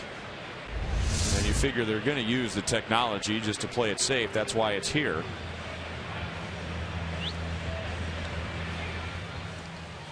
Well, the video replay guy was coming out, and the third base umpire, Paul Emmel, sent him back down the stairs. Well, it's a good thing. We could see that shot we've been showing you the last couple of angles is from the third base camera. So it showed pretty well that it was foul. So, and no argument from Ned, because I'm sure he has been informed by Bill Duplessis that that was a foul ball. That was a very good angle, by the way, that we had, because I think even if you were to look at it straight up the line, that ball was hit so high it went over the foul pole. Yep, we saw that the first time. You could tell right away. Now back to getting one elevated again.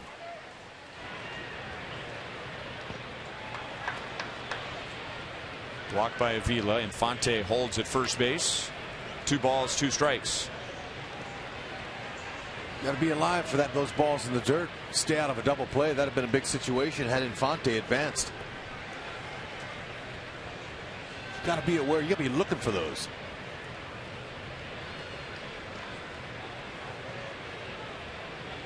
The ball kicked 10 feet away from him.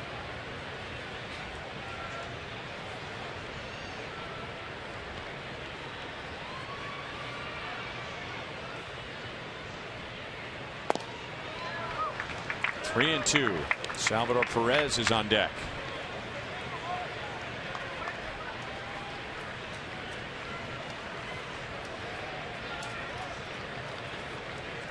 Scherzer going to do all he can to not leave another cookie up in the zone like that one.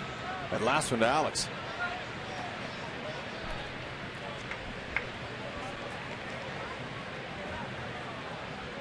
Infante takes off, and that's ball 4 to load him up. Alex already had great career numbers against Scherzer. Then a ball that Alex hit out of sight, even though it was just foul, so he pitched him very carefully. Jeff Jones, Tiger pitching coach, is going to go out and talk to Scherzer before they take on Salvador Perez. 4 walks allowed by Scherzer.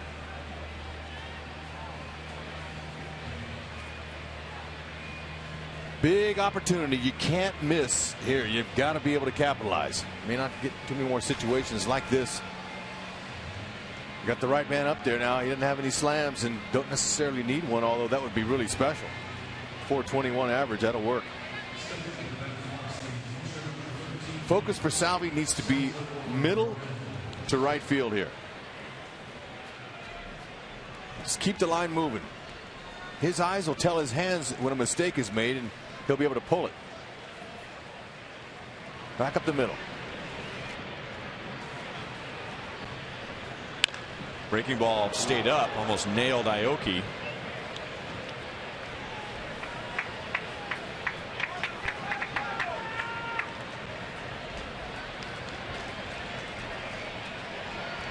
Yeah, Scherzer's pitches are not as crisp in this inning, and this might go back to our conversation earlier in the game about all the pitches he's been throwing lately, including a season high 124 in his last start.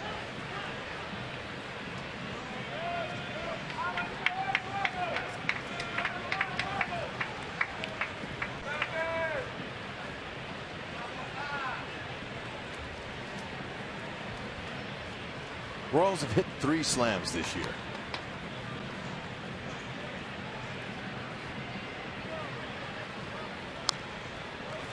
Oh, 2.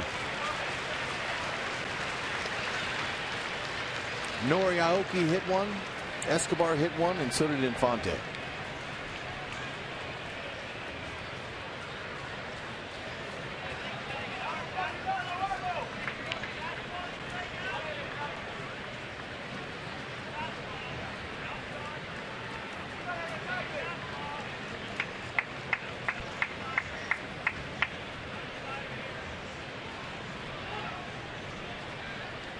Vila wants to go out and talk this pitch over.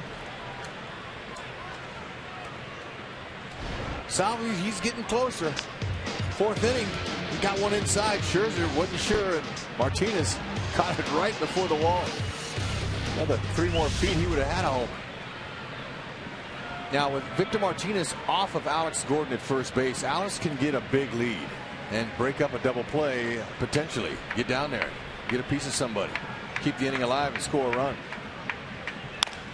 Grounded to third. Castellanos, second base, no double play. No, that ball was caught on the fly. That's a break for the Royals. Great Maybe job. that was a short hop. Yeah, no, it was a borderline, but you could tell right away. Third base umpire put his out sign up, but great job by Infante. He's able to get back. Ooh, man, that would have taken him out of the inning. Heads up. And you're coming forward anyway. You're thinking it's on the ground.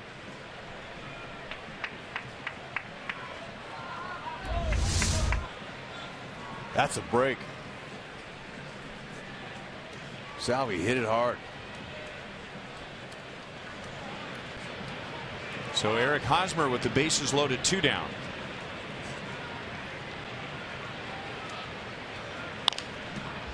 Chop foul.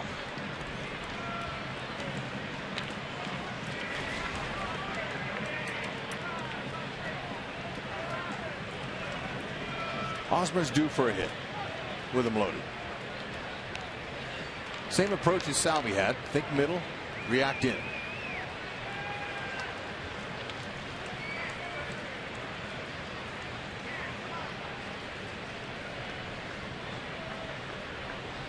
Royals desperately need a big hit here.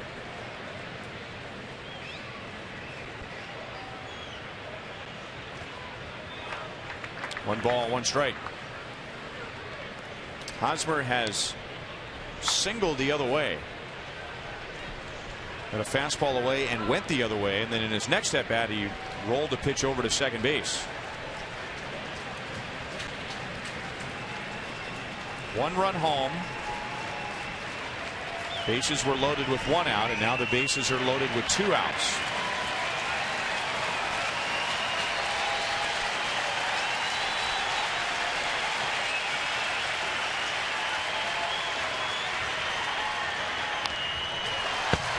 One and 2. He's really rapid. He's trying to pull that ball. That ball was an inch on the outside part of the plate. You could see how long his swing was, trying to wrap it. He's really trying to pull that ball.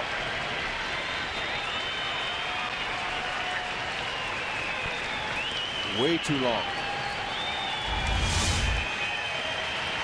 Now Verlander tried to put him away pitching up on a couple of occasions last night. That didn't work. Same Scherzer do. Off speed, down. Yeah, went up. I don't know if he wanted to go there. That's 97. We haven't seen that yet tonight. 2 and 2. You get that ball up over the middle of the plate at that height, he's going to be hacking at it. That's setup pitch, probably. I'll probably go softer again. Straight up.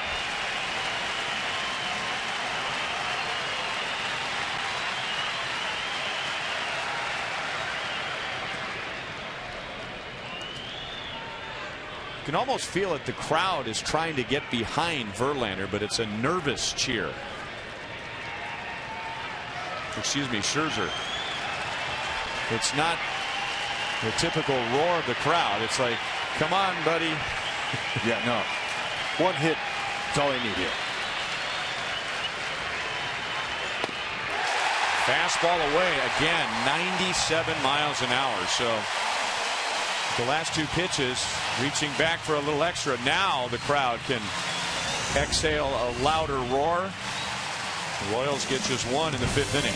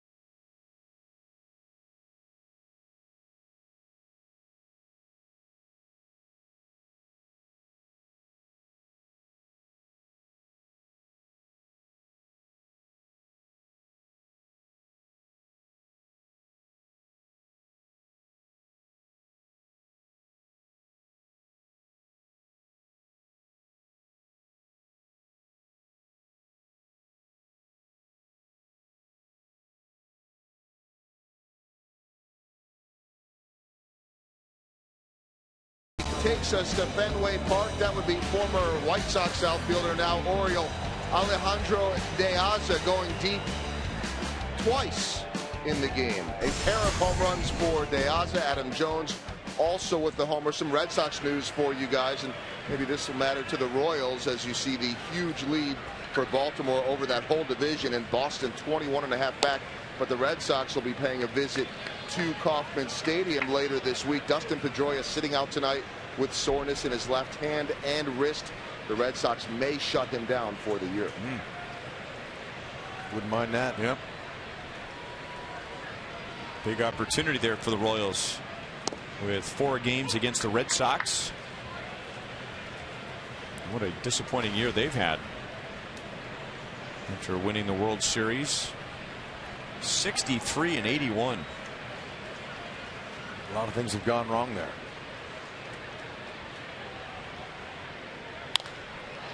Right to Moustakas.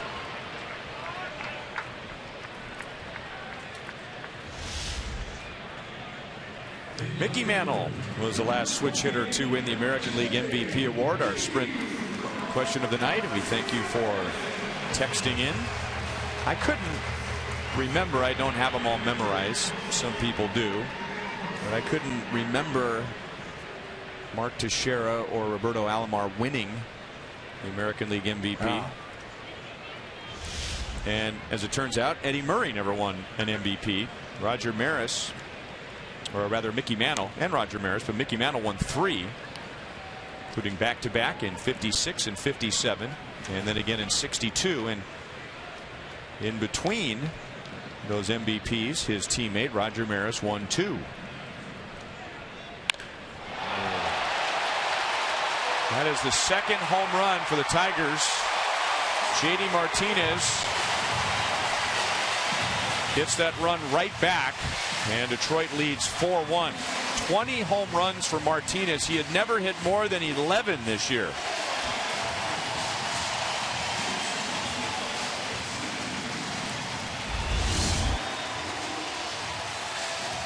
Right down the middle. Fastball. Same location that Rajai Davis hit his out on.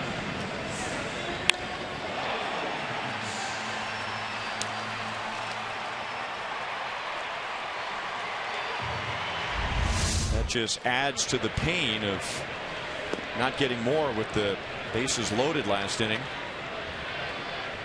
5 home runs against the Royals. JD Martinez wearing them out.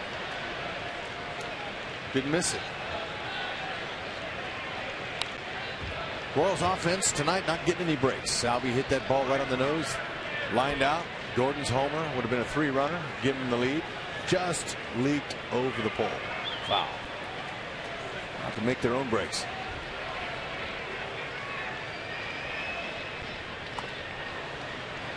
One and 2 on Castellanos. He's had a bad time with that changeup tonight. He has struck out twice on that pitch.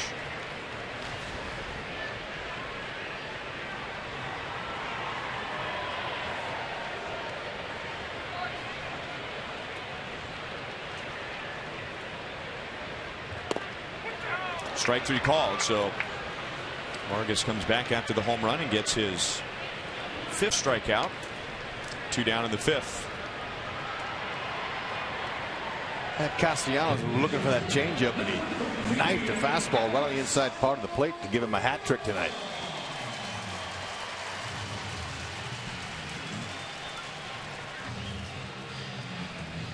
Alex Avila has walked and singled.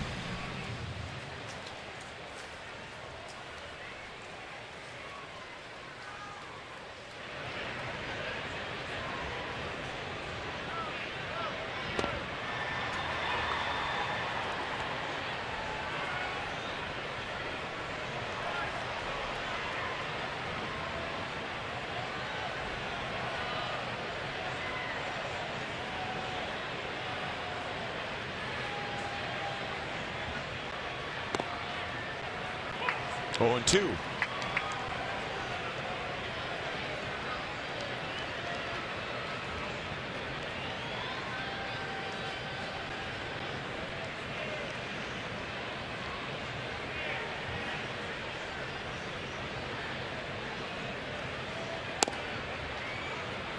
One ball, 2 strikes on Avila, who has struck out 133 times this year. He avoided a strikeout yesterday. He had struck out in 10 consecutive games. That was the longest streak in the major leagues. He's had some difficulty this year putting bat on ball.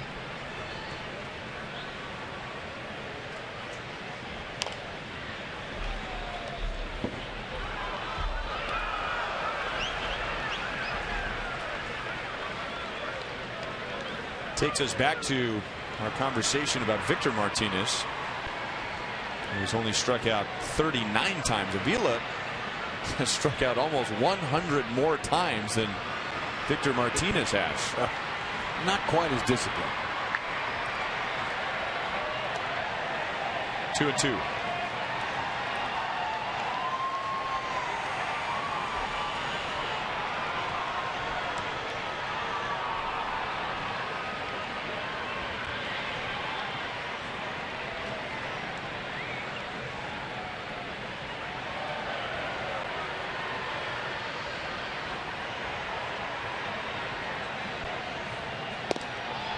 Strikeout number 134 for Avila. Number 6 for Vargas. Tigers get a run on the Martinez home run. It is 4-1 Detroit.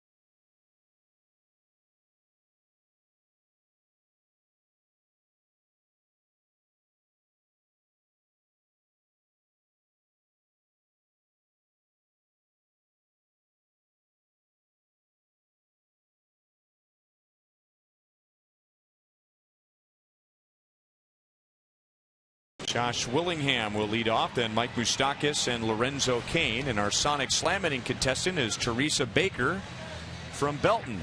If the Royals hit a home run in this inning, Teresa wins $5,900. If the Royals hit a grand slam out of the park, Teresa wins $25,000 from Sonic and the Kansas City Royals.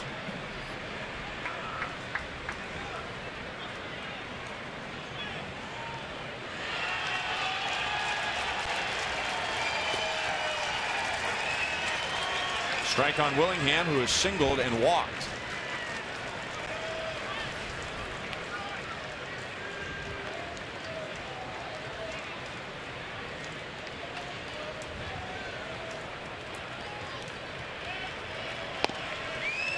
Joel just came in here and we were talking about our sprint question for the night, and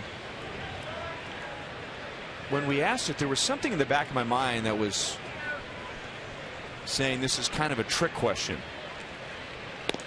Now, I didn't know why, but I remember there was a part of that that was a bit deceiving, and apparently a few people have tweeted in. The question was, who is the last switch hitter to win the MVP? 2-2 on Josh Willingham. Now, of course, we're talking about a hitter who has won the MVP, right? And that was Mickey Mantle. That's what we assumed. But technically, and here's it's a trick question. Technically, the last American League MVP who was a switch hitter was Vida Blue. Really? But he wasn't.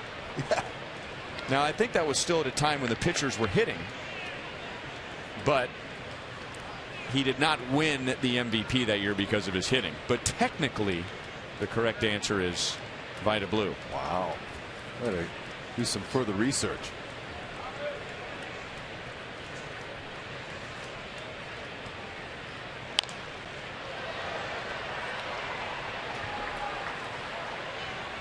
By the way, Vida Blue hit 118 that year, so with one extra base hit. So not all,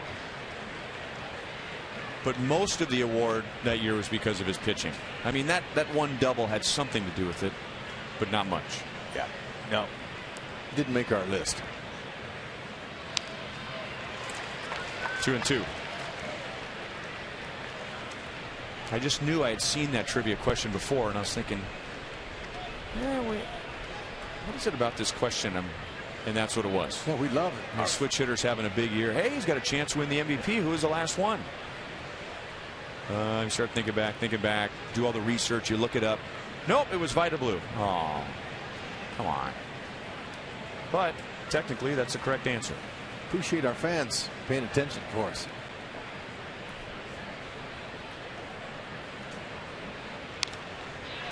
Still 2-2 on Willingham. 8 pitch at bat so far.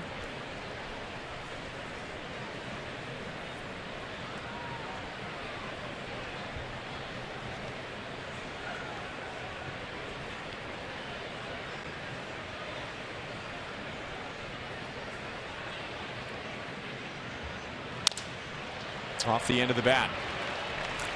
Martinez comes up. So it took 9 pitches. The Royals are getting closer to that bullpen. As Scherzer is on the edge of 90 pitches early in the 6th inning.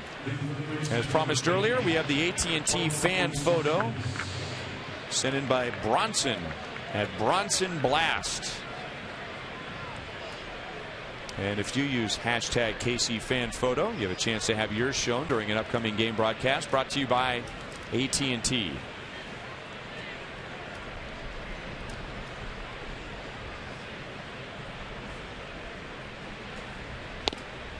Strike 2, Moustakas. He's 0 for 2.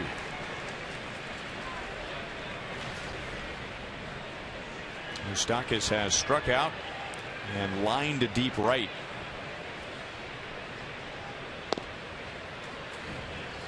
One and one.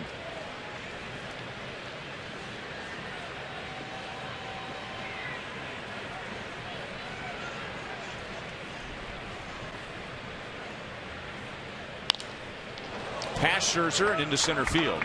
And Moustakas is on with a 1-out single.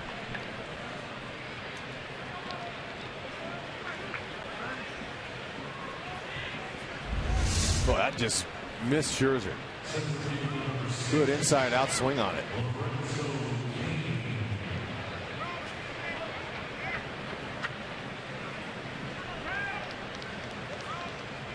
Not an ideal fielding position, but if you're going to get hit him on the backside. It's not a bad spot to get hit. See if they can get Scherzer in trouble again.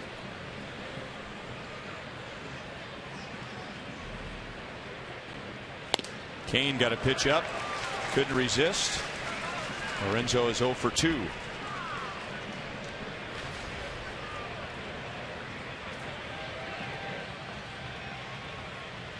Interesting how Scherzer in that last inning, striking out Hosmer with the bases loaded, went to that extra gear, got that ball up at 97 miles an hour 2 times. So that's the highest velocity we've seen from him the whole game. 95 before that was all he had, which is pretty good. It's an above average major league fastball, but he's conserving.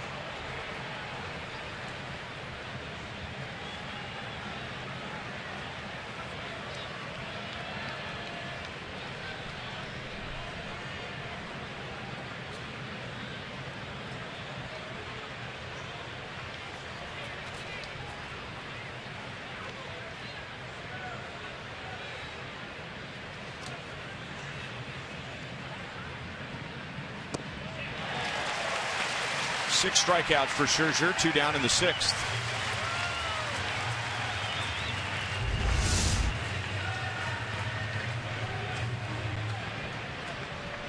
CAIN a little bit out of the zone. And a lot of reach there. Hasn't had an opportunity to get a hit off Scherzer. That makes him 0 for 15. 6 punch out for Scherzer.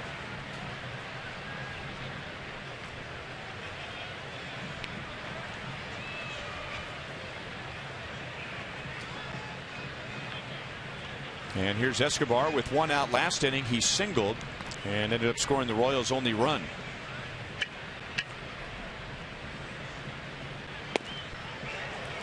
Scherzer's pitched well, but the Royals have had plenty of opportunities. They got 2 walks in the first inning. Back-to-back singles to begin the second. They had the bases loaded with 1 out in the 5th and got just the 1 run. In fact, they got that before they had the bases loaded.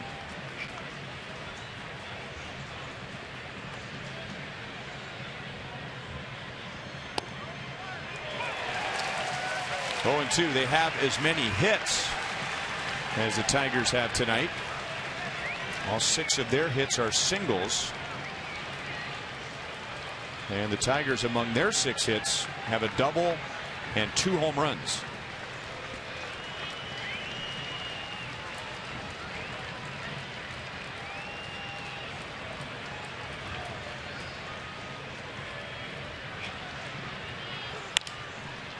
Popped up.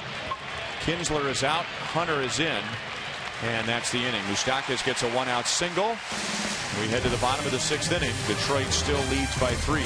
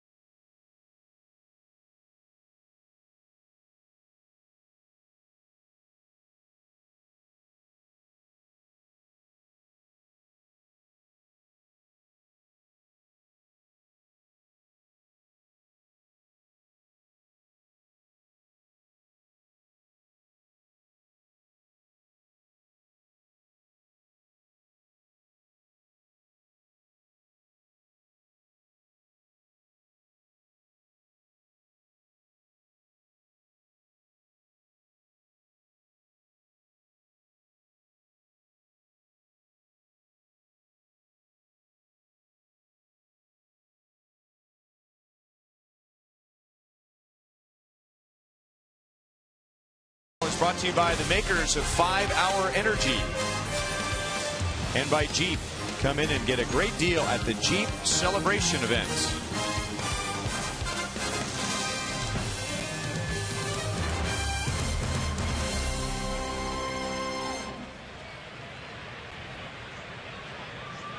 Jason Vargas with his 95th pitch, and a slow curve is in for a strike to Andrew Romine.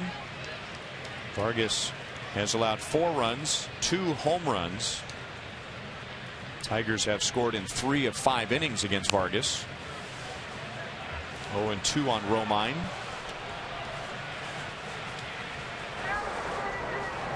And coming up on 100 pitches, Aaron Crow is getting ready in the Royals bullpen.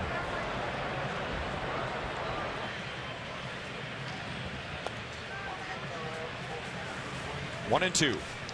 You know, something that hasn't been talked about for quite a while, because the focus has been on the Tigers pitching and specifically their bullpen, is that they lost their shortstop in spring training, and a very good defensive shortstop. As the ball is hit to the Royals shortstop, Escobar throws out Romine. Jose Iglesias was bothered by shin splints in spring training and ended up having stress fractures, so Tigers had to scramble, and they went out. Remember, they got Alex Gonzalez, and he had a walk-off hit here on opening day against the Royals. Right. A couple weeks later, he was gone. So they've had to piece together that position with a few different players. Yep, Eugenio Suarez, he gets the other starts when Romine's not in there. Infante to the middle, and he kicks it, and Davis is on with 1 out.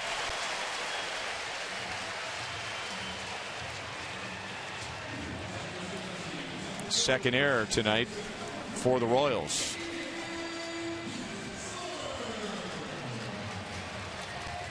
Remember, you can vote for the Royals Player of the Month at rallyhouse.com/Royals, and you'll be entered to win a majestic prize pack from Rally House.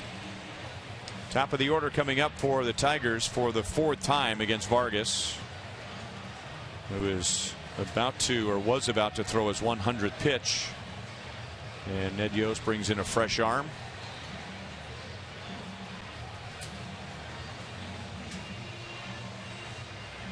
One on, 1 out. Aaron Crow is a Chevy call to the bullpen.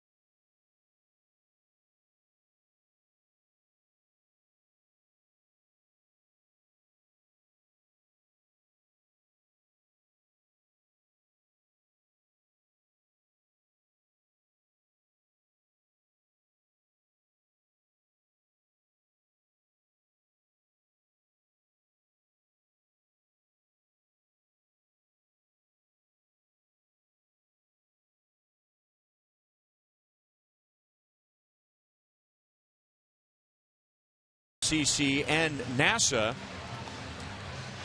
required shot of the full moon during a live televised sporting event.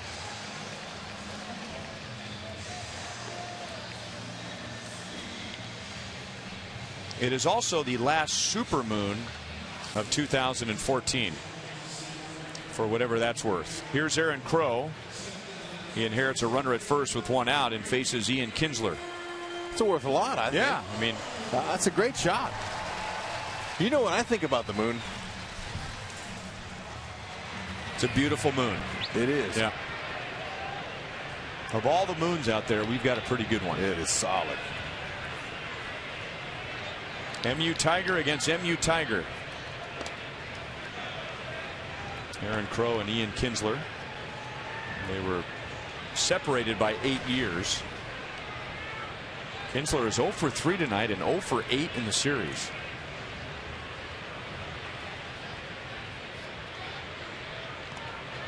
Hosmer. And with all the foul territory here, if that ball gets by Hosmer and takes the wrong ricochet, Davis with his speed could have gone not just to second base but possibly to third. 32 steals. Leads the Tigers.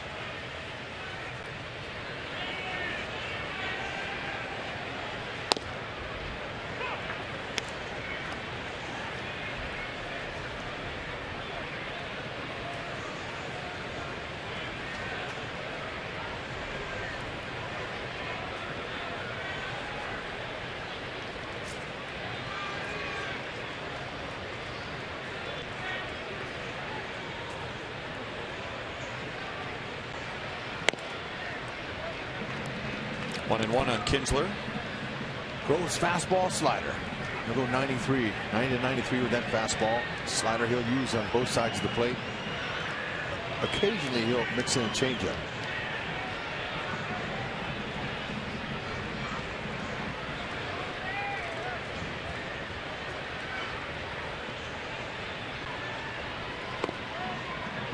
Got the call of the inside, 1-2. Kinsler's ground into 17 double plays this season.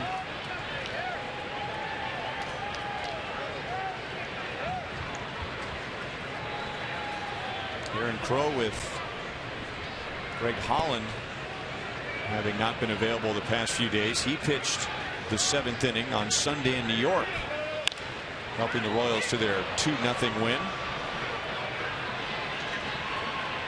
Gordon brings it down. 2 outs.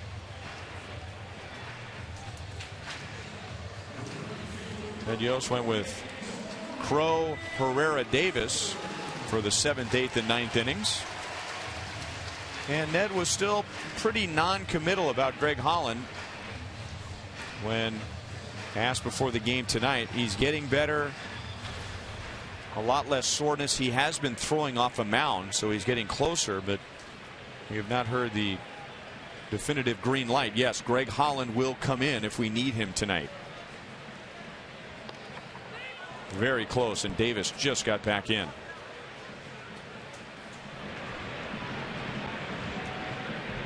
Davis, he took off and then stopped on the previous pitch. I think Eric Hosmer believes that he got Davis because he didn't just throw the ball back to Crow. He walked the ball back to Crow and was looking back into the dugout as he returned to first, but the Royals have decided not to review it.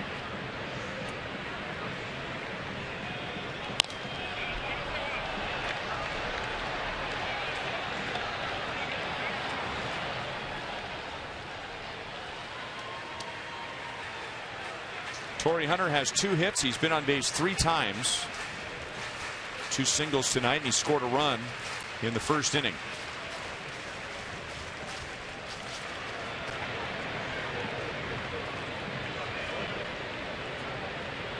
And did that get Davis? It did.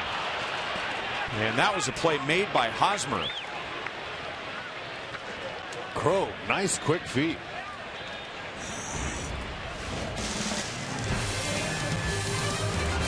Let's see.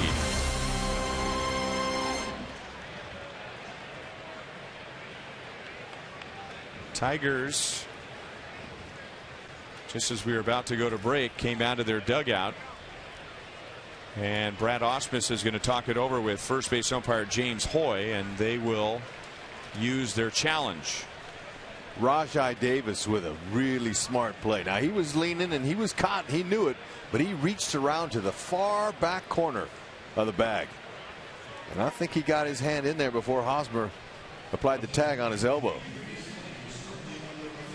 We'll find out. On the slide back to the bag, he pulled his right arm away from the tag initially, then tagged the far corner on the right field side over there. Really heads up. I don't know. He looks safe. And we should always point out that while it looked a little more obvious that he got that hand to the bag, that is not the angle that first base umpire James Hoy had. Plus, Davis did a little Pete Rose dive back in. He went in high, and his body may have blocked the view of James Hoy, who saw the glove there, but maybe wasn't able to see any contact or lack of contact. I mean, that was an impressive belly flop back into first base. Yeah, he's quite an athlete. He is out. Wow. Well, wasn't convincing evidence, Rajai. That is a great try, though, young man. But you got to go.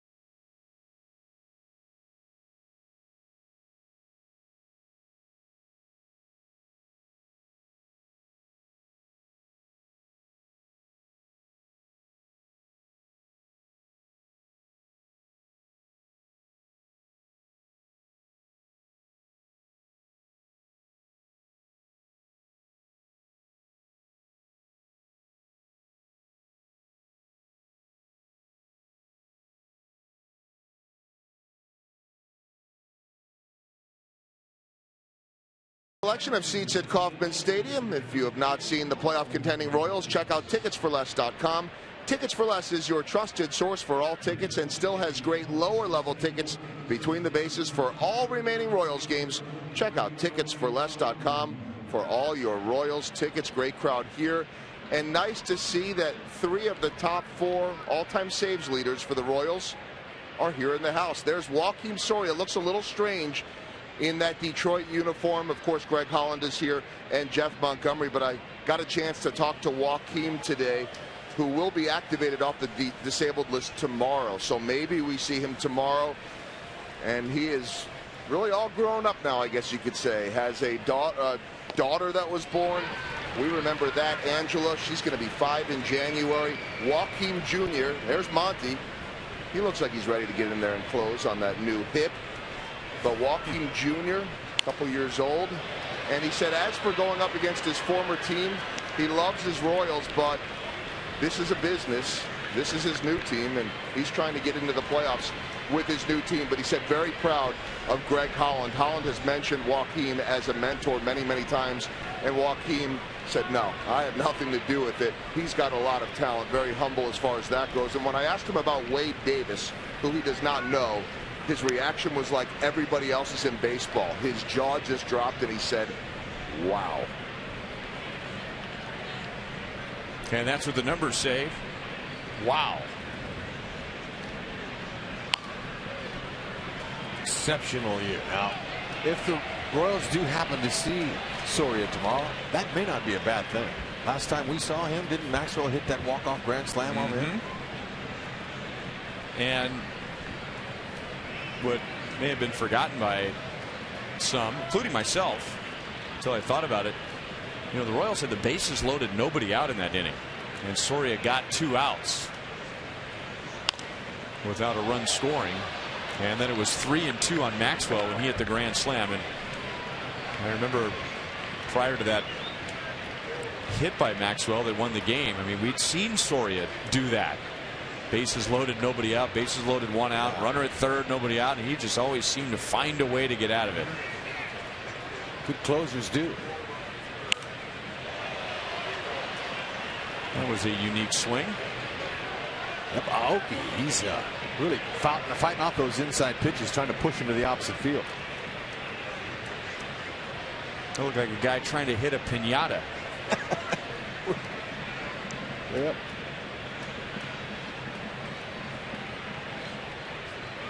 Keep burying him in there.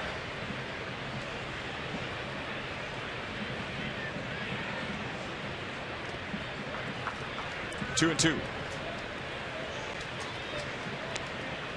105 pitches for Scherzer. They're ready in the bullpen.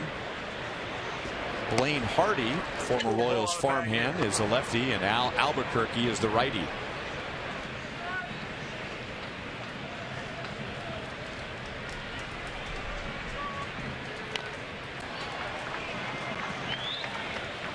Another pesky Nori Aoki at bat.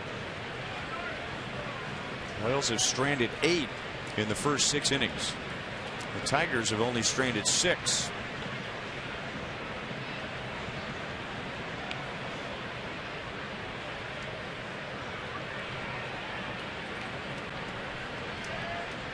That's what you got to do. He's competing, battling.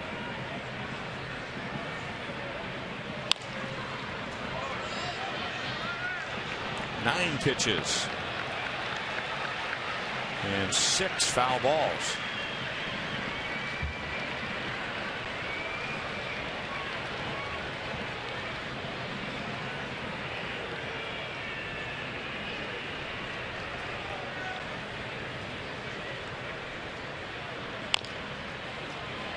Scherzer fields and got him. Yeah, nice play under control. Didn't panic. Bounced off that mound, got it on one hop, and just underhanded. You see a lot of pitchers that go to that line there, they panic and they just try to fling it over there. But Scherzer took his time, just got him. He helped himself.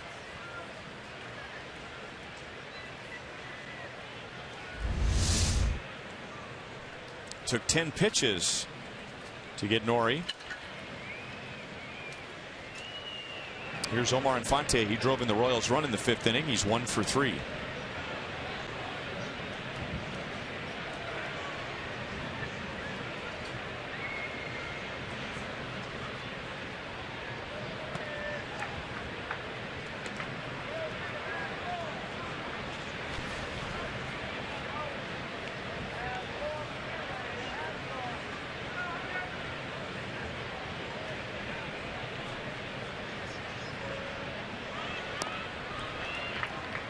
Two and 0.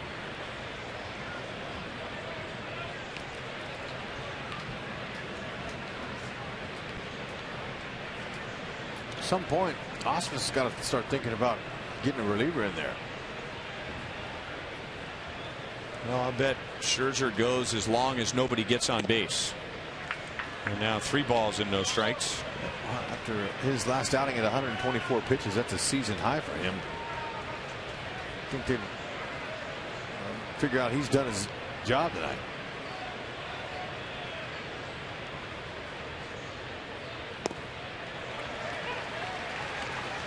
Three and 1 on Infante. And now with 112 pitches, he's gone at least that many pitches in 6 straight starts.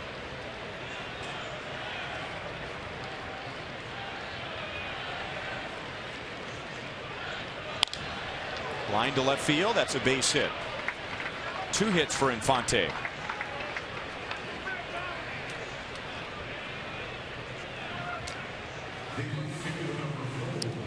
Don't forget, with the final homestand coming up, Make sure to come to Kauffman Stadium on Saturday the 20th. That's the second to last game at home for Fan Appreciation Day. The Royals will be hosting the Tigers. This game has been moved to 12:05 to accommodate the Fox network, so the Royals will be on national TV again. The day will feature games, giveaways, and great prizes, and the first 10,000 fans get a Royals scarf to get you ready for the offseason, courtesy of Academy Sports and Outdoors, or perhaps to keep you warm during the postseason. Interesting that Brad Ausmus is going to leave Scherzer in to face Alex Gordon, who has walked twice. He just missed a 3-run home run tonight, and he hits better than 400 in his career against Scherzer. Yeah. Ausmus is letting him go.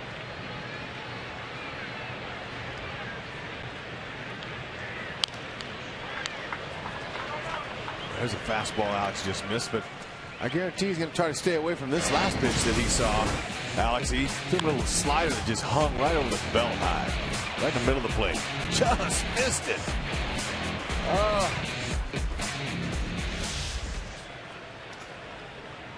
Alex already has 3 career home runs against Scherzer. Infante takes off, and it's fouled back 1-2.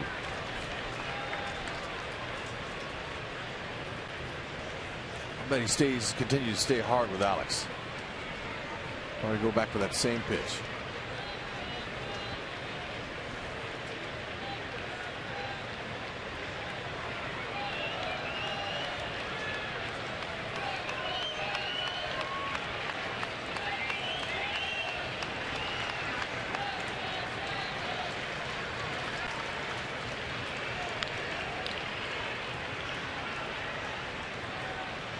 Omar not running, and it's lifted to left field. It's well hit, but Martinez has a play.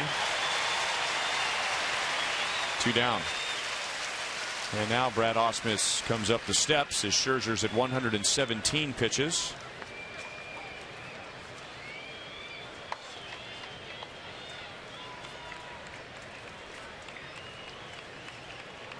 The best Alex could have done was make it a 1-run game. Ausmus leaves Scherzer in there to face Gordon. And now he points to the bullpen, and Scherzer, after 117 pitches, will get a nice ovation from the over 32,000 here tonight.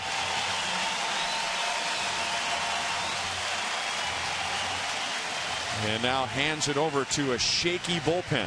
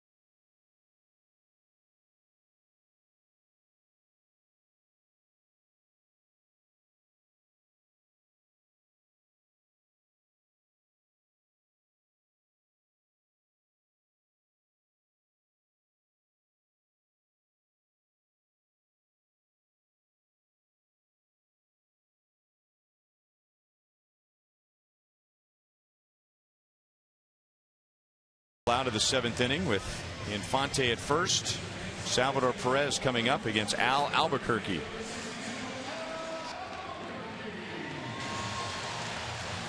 He's got a mid-90s fastball. He'll throw a slider and occasional changeups.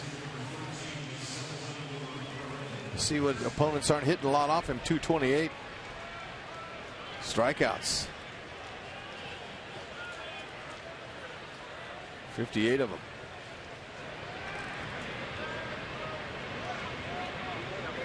Sal has hit into some bad luck tonight. That will be back into the crowd.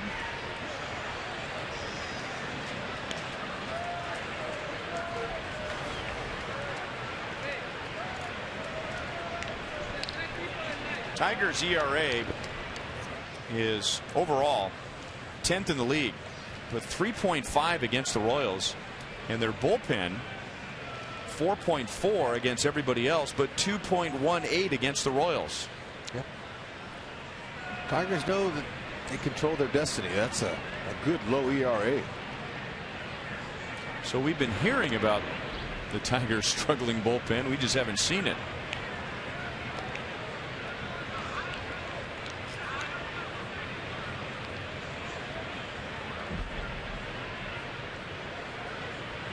Sal 0 for 3, but he has flied to the warning track in left field and lined to third. And that line out to third was big. The Royals had the bases loaded, 1 out. Salvador lined right to Castellanos.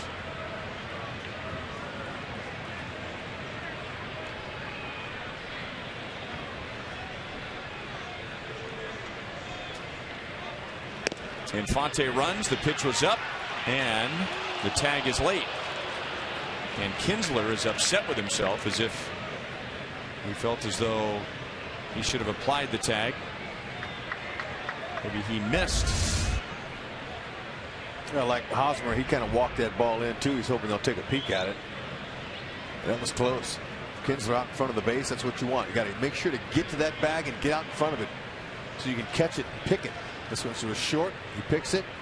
He's in a good spot.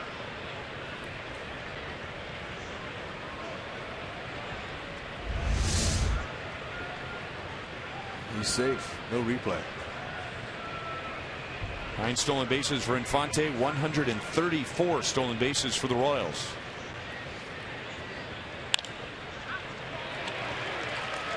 Kinsler didn't get the tag, but he gets the pop-up, and the Royals are scoreless in the 7th inning.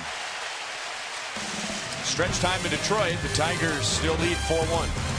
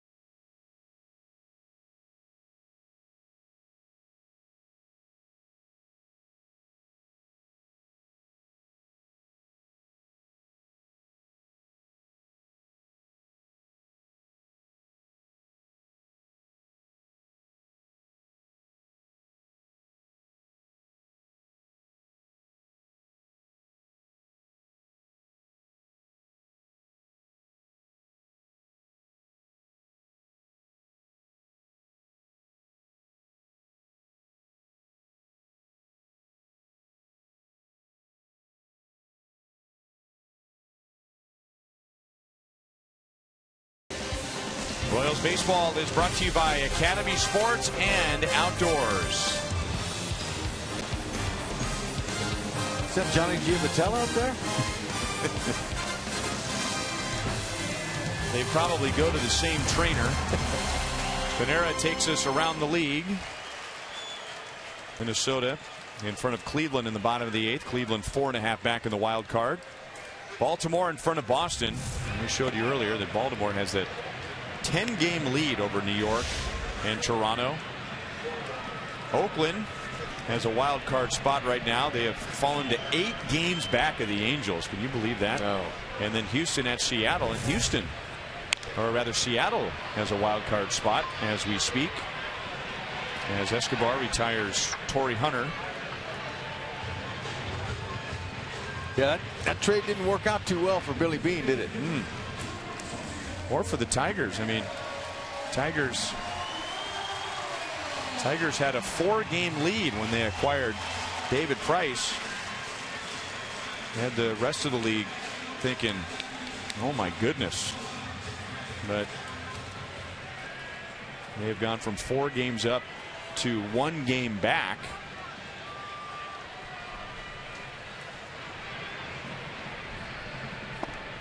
Ball 1 to Miguel Cabrera. Let's see, where were the Oakland A's when that trade was made? The Oakland A's had a 2-game lead over the Angels when they got John Lester.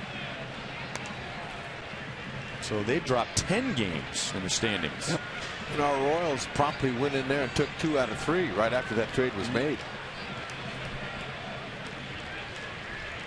Shut them out in one of them games. That was Guthrie. Who threw that shutout there? Vargas? First game was Guthrie. Yeah. Guthrie in the bullpen.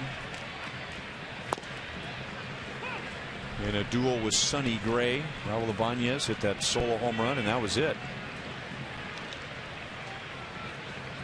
Cabrera has doubled, walked, grounded out.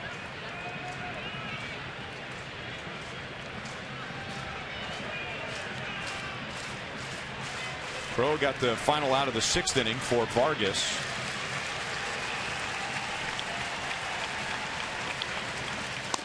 Got the actual final 2 outs as he picked off Rajay Davis. Vargas went 5 1/3.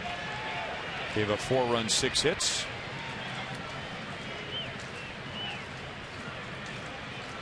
Crow, he was showing some great footwork on those pickoff moves.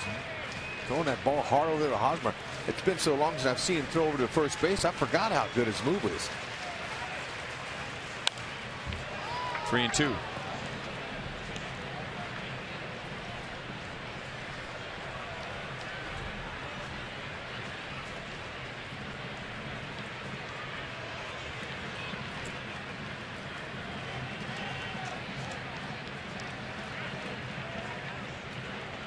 He is looking to the heavens for inspiration, which, if that comes true, would be very unfair, considering what he can do without asking for inspiration. He's very dramatic. Most of the time, it's the pitchers looking up to the heavens, trying to find an answer as to how to get Miguel Cabrera out. Aoki makes the play. So with or without divine intervention, Cabrera hits a rocket to right field, and there are 2 down. And it was a sinking rocket. He stayed on top of the ball, had some downward action. Aoki did a great job of staying with it. Those are hard to catch. Wasn't real sure, but he gloved it. 2 outs.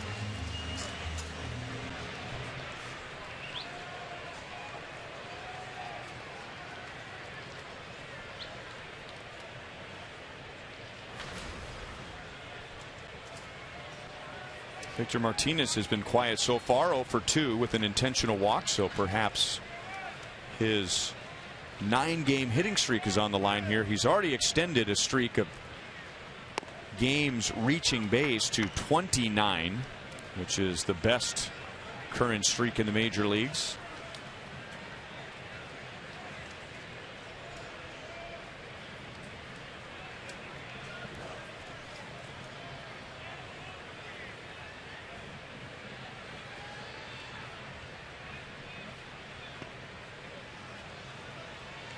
1 ball, 1 strike.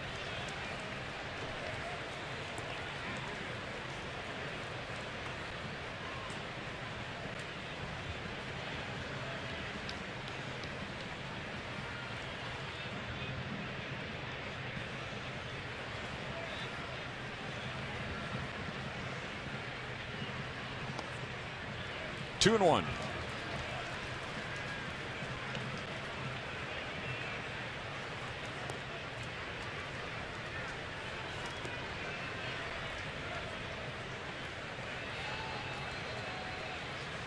Chewing on that mouthpiece. He's been doing that now for the last 3 years. He told me before the game. He says he does that. It helps me not grind my teeth.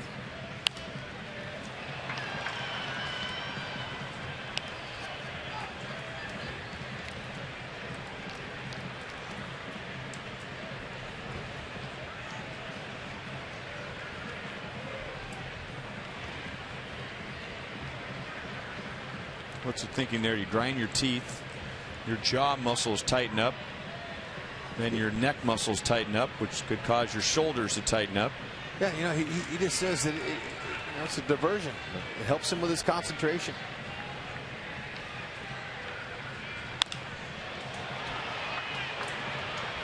Tester. Wow. Aaron Crow with his 4th consecutive scoreless outing. Royals down by 3 coming up in the 8th inning. Eric Hosmer, Josh Willingham, and Mike Moustakas all with hits tonight.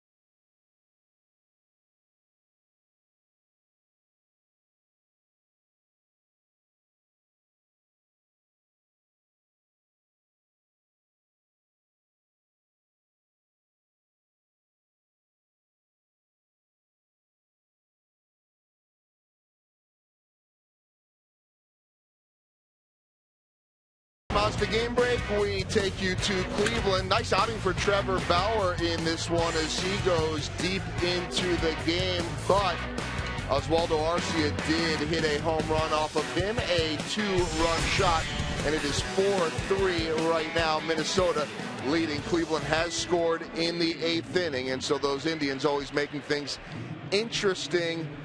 They are 5 games back right now in the wild card hunt as well, and so we will see what they are able to do. But they had a great run last year going down to the wire.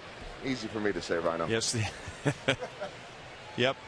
You have to be very cautious when you string those 3 words together.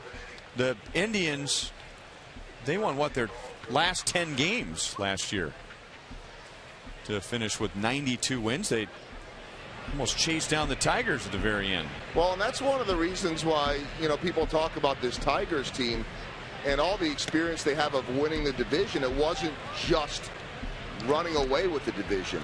The Indians played them very well last year, and they were on their heels till the end. You're right, 10 games to finish up the season. That's why when the Indians were in on the last homestand at Kauffman Stadium, and I talked to Mike Aviles on the first day, and they were still kind of out of it, you know, and I said, do you guys believe that you can get back into this thing? And it was just one quick response, absolutely.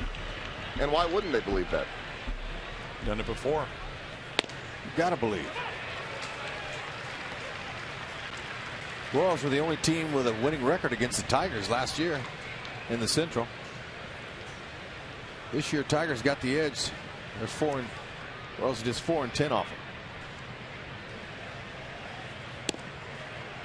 Good start, leadoff walk. Hosmer's on for the second time. Blaine Hardy, who was a Royals farmhand from 2008 until 2012, and then made his big league debut against the Royals this year, on to face one hitter. That hitter gets away, and Brad Ausmus points to the bullpen again. Get him. Java.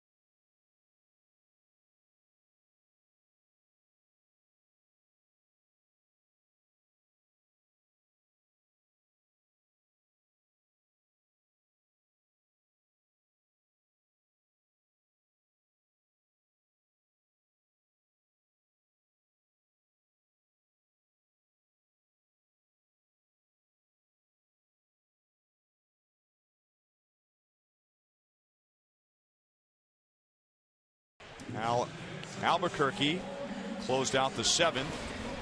Blaine Hardy walks the leadoff man, and now Jabba Chamberlain to face Josh Willingham. We remind you to find great seats anytime, anywhere. Use the StubHub app, and with the StubHub app, you can pick your Royals tickets and scan your barcode right at the gate using only your mobile phone. There's no need to print from home.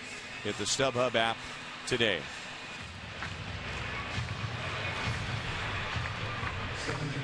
Jabba Chamberlain, he allowed a run last night. He pitched the eighth, and Eric Hosmer drove in a run against him, and now he inherits a runner. With Josh Willingham, Mike Moustakas, Lorenzo Cain coming up. Yep, you see that? It's a strikeout pitcher, 54 in 56 in the third inning. A strong guy. He's pretty reliable. Mid-90s fastball, slider. He'll mix in a curve once in a while.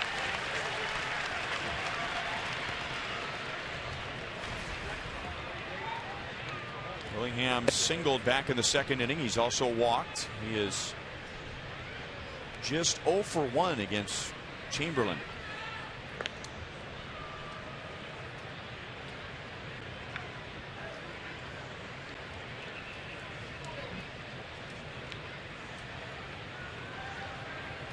Royals have stranded 9 tonight in the first 7 innings. Kinsler, diving play, and he gets the lead runner. Wow.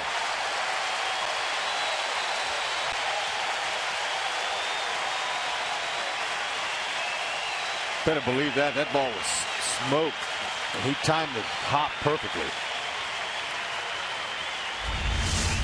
Didn't panic. You see, he's playing him to pull. Man, just landed, and he's able to get to his knee and fire a strike over the row line. Great play.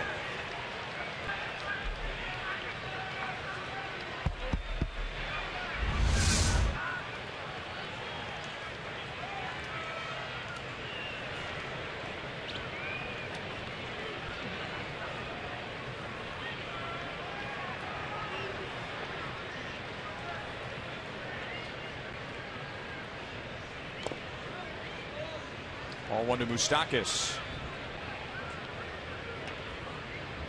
1 for 3 with a 6th inning single. He's also lined to the warning track.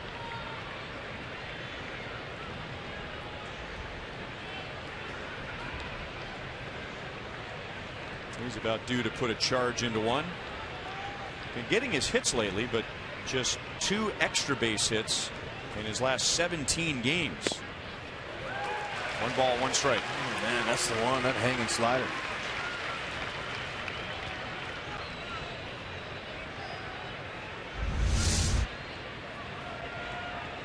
Ooh, man, that's elevated. Don't want to miss too many more of those.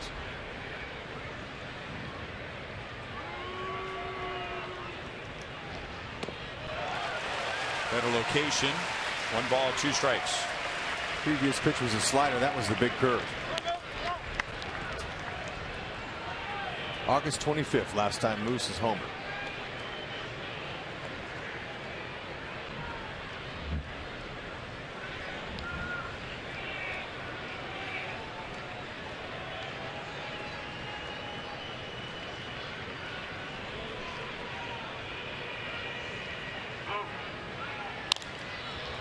And hit well to right field, so he might get that extra base hit. He does. He bounces it over the wall for a double, and that may have been some bad fortune for the Royals. Willingham may have been able to score if that ball stays in. Yep, I believe he would have. It's another hop. The Royals didn't go their way, but still, Moose, he stuck it. That's the second ball that he's hit hard on an off-speed pitch, and he's been able to just keep it inside the line. Just barely got over.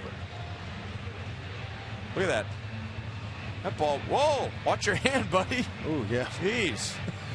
That ball was misplayed about 7 times.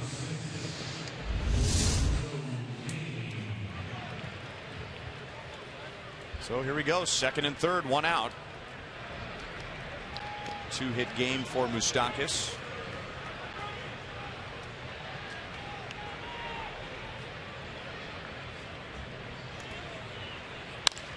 And that'll get a run home.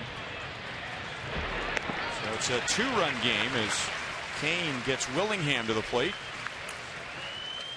Lorenzo's 44th RBI. Moustakas goes to 3rd.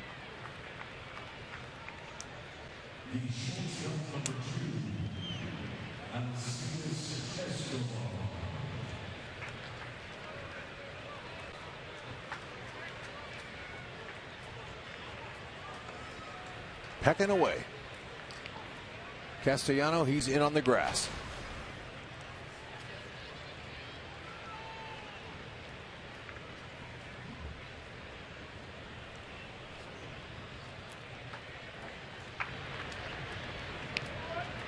Heskey is 1 for 3. Down and away, ball 1.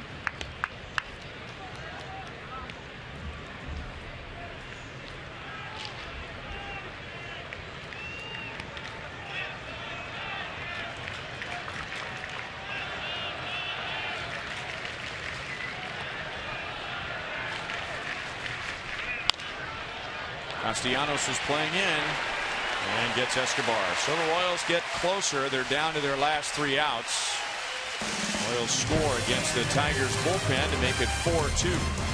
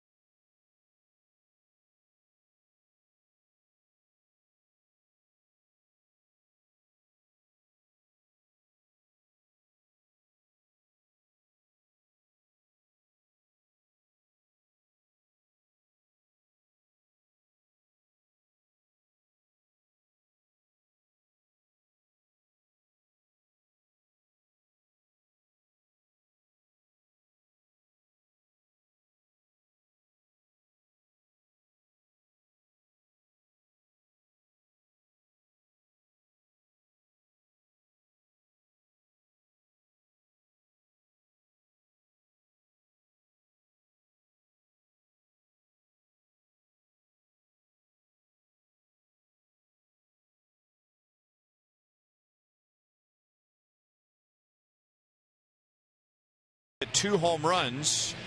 Rajay Davis with a 2-run home run in the 2nd inning. That is our Chrysler drive of the game. Yeah, it was. He didn't miss it either. Right up out over the middle of the plate. A little Sammy Sosa move there. Yeah, he had a little hop.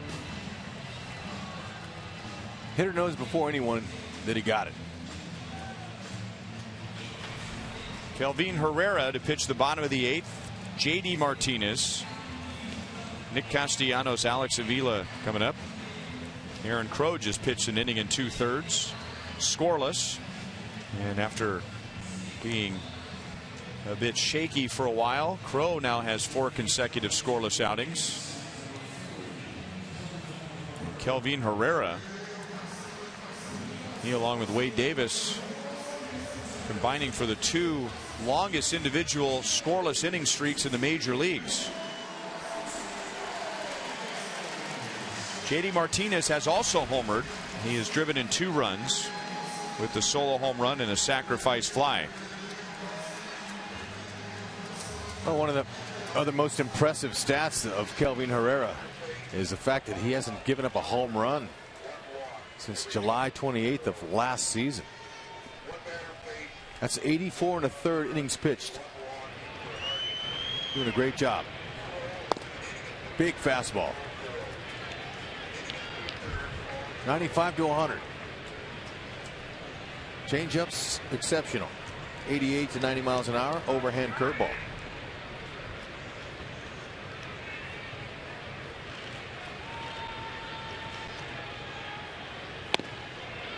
There's 97. 1 ball, 1 strike.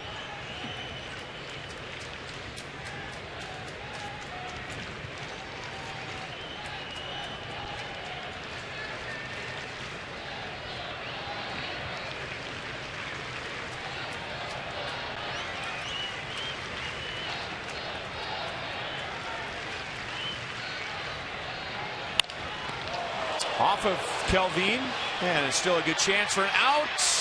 They got it.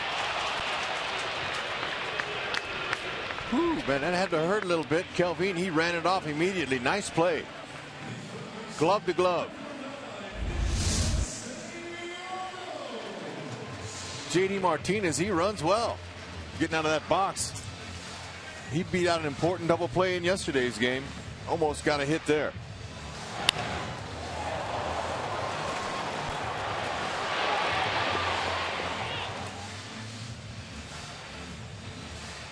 Couldn't tell if that hit him or if it hit the rubber.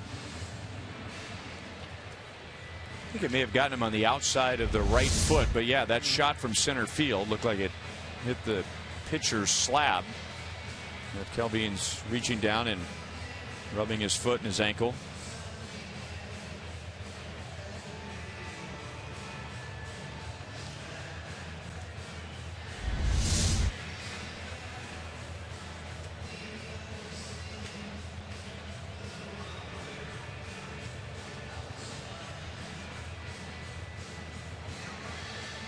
You have to stay with it.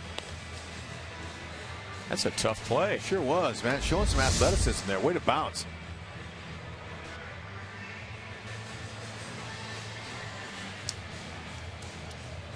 So he will stay in with 1 down. Remember, the most popular way to follow the Royals and their push to the postseason is with the MLB.com At Bat. The #1 app for live baseball. You'll enjoy live look-ins, replay reviews, scores, live radio broadcasts, the MLB.TV game of the day, and more. Fouled away by Castellanos. And you can get At Bat for your smartphone or tablet at the App Store or visit MLB.com.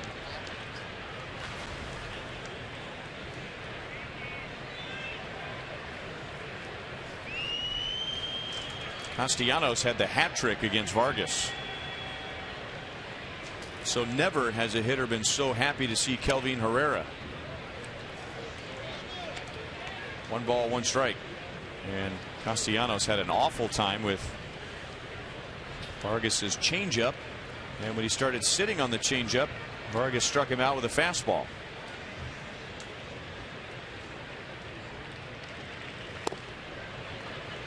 One and 2. Big fastball down in the zone like that with movement. Looking for a golden sombrero.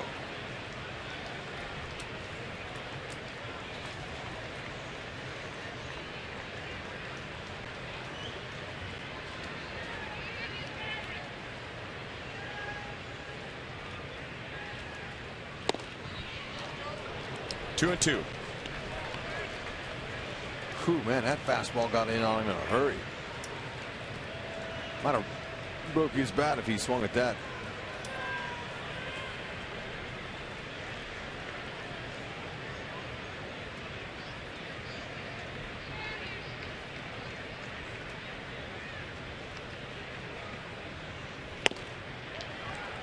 Full count.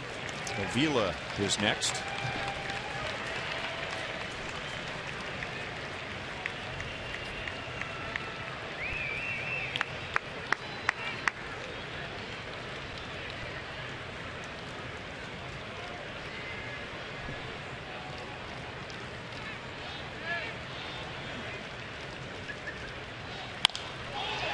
He avoids the forced strikeout and singles with one out.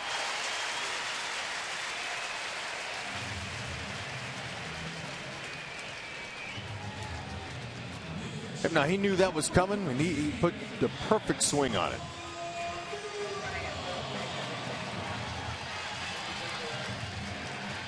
Now the Tigers will pinch hit Ezequiel Carrera. Greeted by Eric Hosmer, will take over at first base with one out.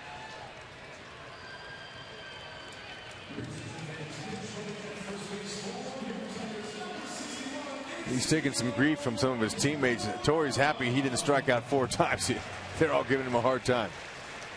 It's a pride thing.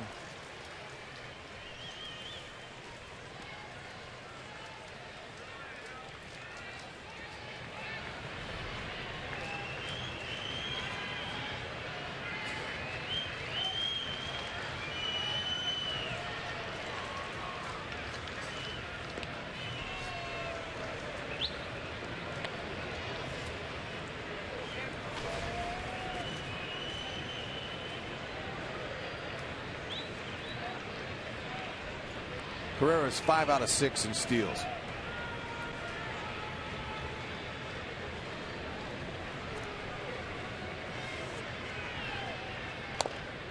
Ball 1-2 Avila. Avila's walked, singled, and struck out. All that against Vargas.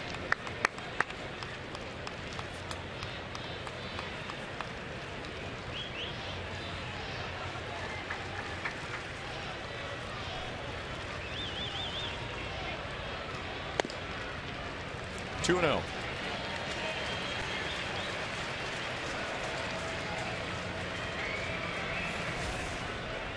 Two longest streaks in the major leagues belong to Wade Davis and Kelvin Herrera. Herrera's gotten one out in this inning.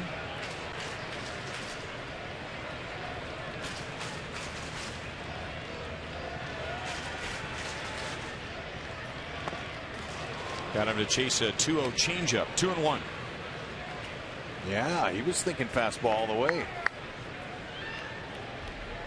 Herrera pulled the string on him.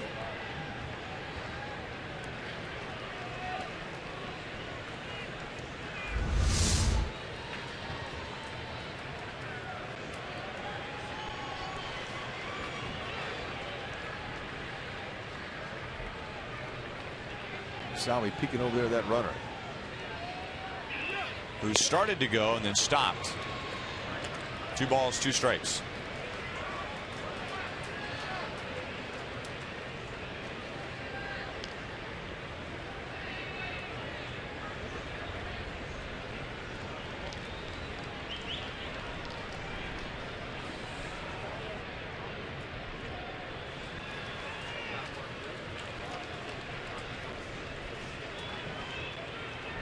Now Carrera runs.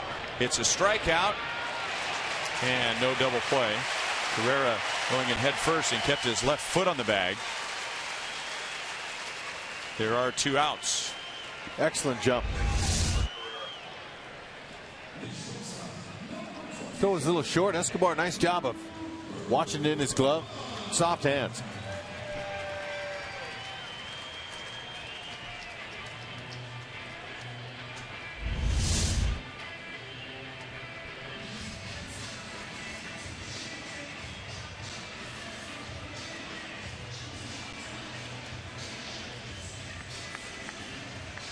And now Romine, the shortstop. He is 0 for 3 with a run scored tonight and 0 for 1 with a strikeout against Herrera.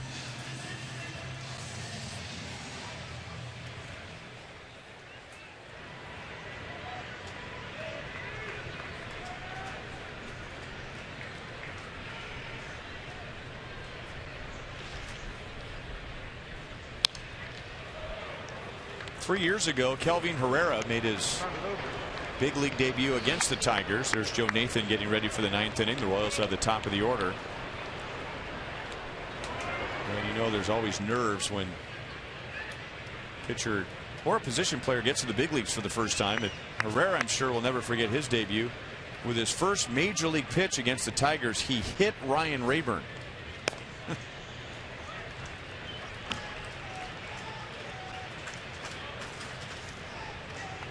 He's put the pieces together just fine since then. Yeah, he's really matured. Talked about the fact he's kept the ball in the yard, hadn't given up a home run since July 28th of last year. But before that, he had 9 home runs in the first 33 1/3 innings in that season last year. He's matured right before our eyes.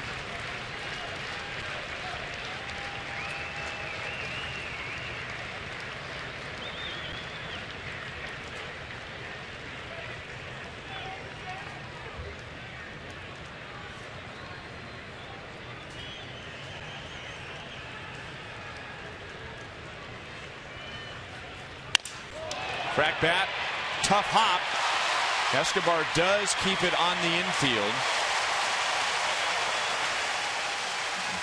So that prevents Carrera from scoring. Romine should get an infield single. 1st and 3rd. Yeah, that's a tough read, especially with a runner breaking in front. Escobar started to his left and then came in and couldn't hit off the heel of his glove. He fields that cleanly, he's going to throw him out.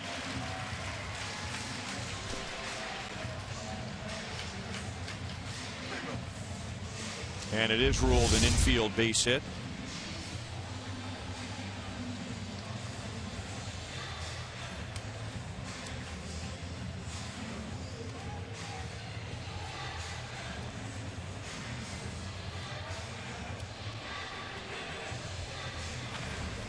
And now Rajai Davis, he had a 2-run home run off of Vargas in the 2nd inning. Vargas came back and struck him out in the 4th. And Davis has also reached on an error. It'll be tough to double up. Excuse me, there's 2 outs. You don't need a double play. Just get him out. Right at the bag. And Escobar forces out Romine. 2 hits, no runs for the Tigers in the bottom of the 8th. Joe Nathan coming out of the Tiger bullpen. The Royals have the top of the order. AOKI, Infante, and Gordon.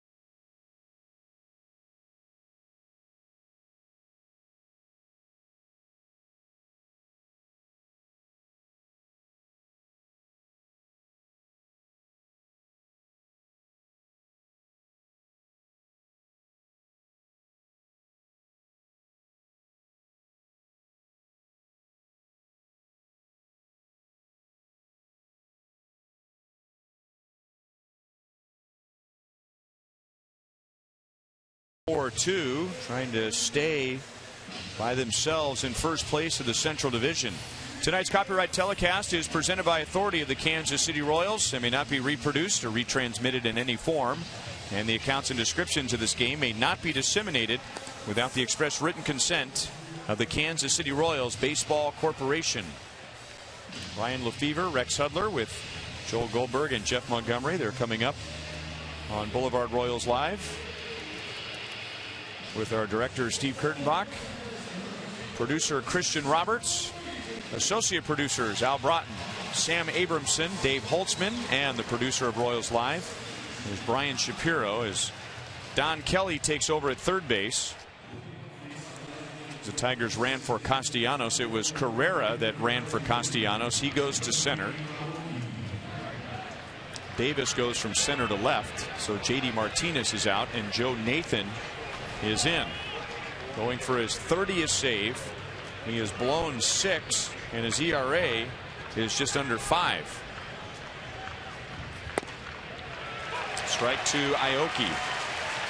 Time to get some runners on. Make him nervous. Royals have had plenty of opportunities. I've left 10 men on. Couldn't get big hits so far.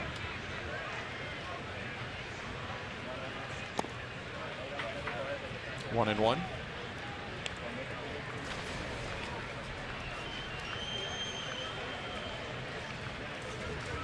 Nathan closed out the game last night in a non-save situation, getting Moustakas, CAIN, and Escobar. Cuts his fastball, he sinks it. Curveball change, not overpowered.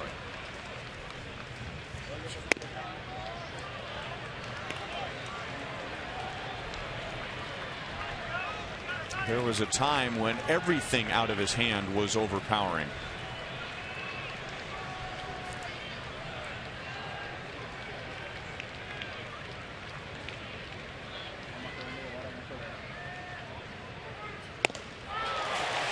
NORI helped him out.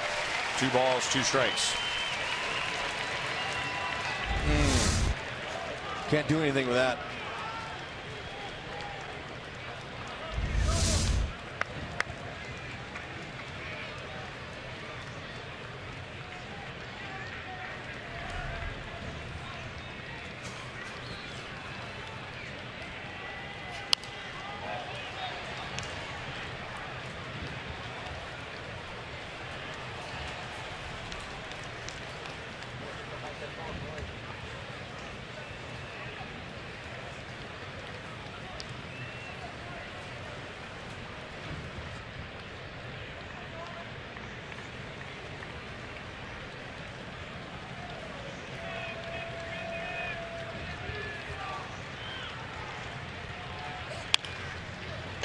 Deep short. Romine. Not in time. NORI beats it out for an infield single. Great touch. Kelly, who's in at third base now, just out of his reach. Perfect placement. And it's on. Aoki running hard down that line, beat it by a half a step.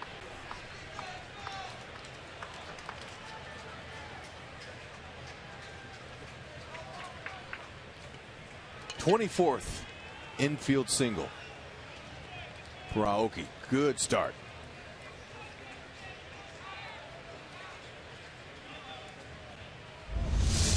So a good start, leadoff man on. And now Infante, who has a 2-hit game. Thinking about maybe dropping down a bunt for a base hitter, just wanting to see a pitch.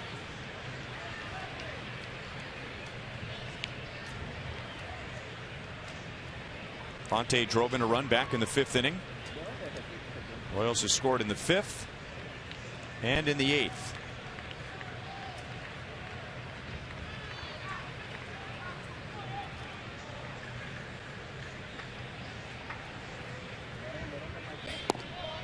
One and one.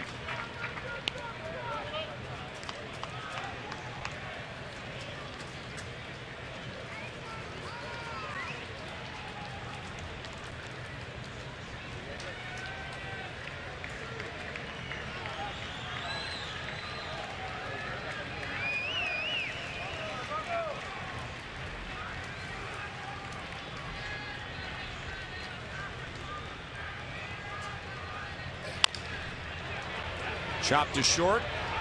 Long throw, and Infante is safe. Oh, how about that? Another chop knock. Royal speed showing up here in the 9th inning. Hadn't been stealing bases, but man, I'll tell you what, they can get infield hits with the best of them. Kelly again guarding the line. He couldn't get to it. He's safe. Joe Nathan starting to wonder. Good hustle.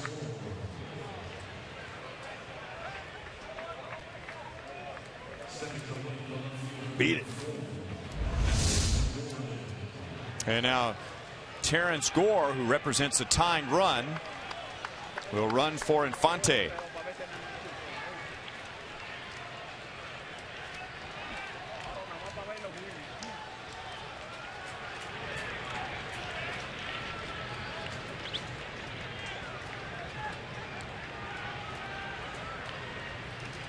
Alex tonight 0 for 2. He has 2 walks.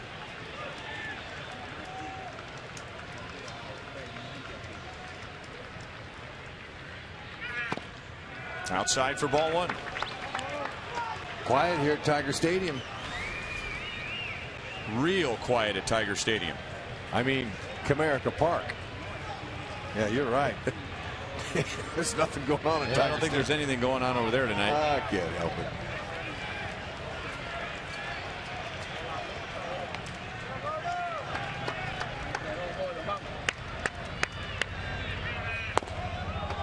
Two and 0. Yep. How many big hits, especially home runs, has Alex had lately? Just primed for another one. You know, the Royals have never beaten Joe Nathan. He hasn't been perfect against the Royals. He has 4 blown saves in his career against the Royals, but on all of those occasions, his team still won.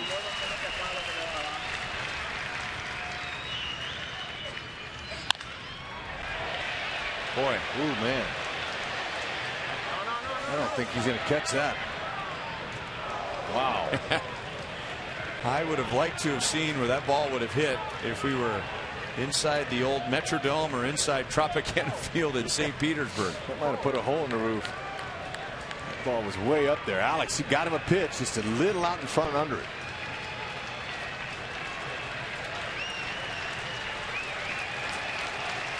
So Nathan, he's been here before many times in his successful career, but he doesn't have the same pitches to go to in situations like this. He looks a little nervous. Freeze on the line.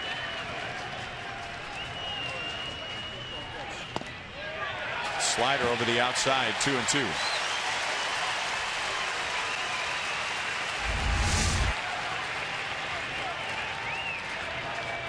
Just on the corner. And I think Avila wanted that pitch down and in. He did. Anything in the gap, left center, right center, go out of score easily.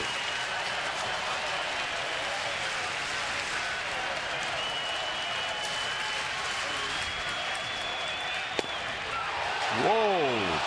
Ooh, man, great check swing. 32,603 other umpires thought this was a strike. Oh, that's awful. They thought he swung, but he didn't. Now Alex knows he doesn't have to do it. Salvi's on deck. Anything close, got to be hacking though.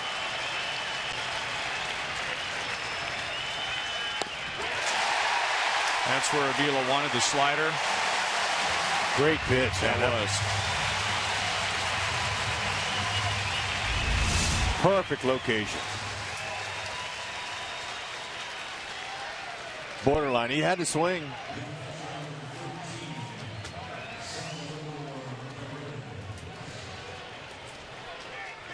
Salvi, what a time to break out of his 0 for his last 17.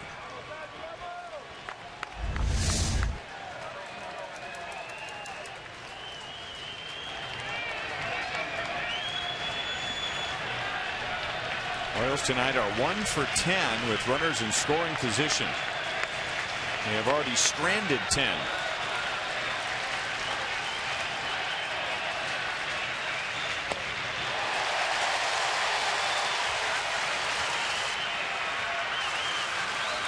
Biggest out tonight so far for the Tigers pitcher was Salvador Perez.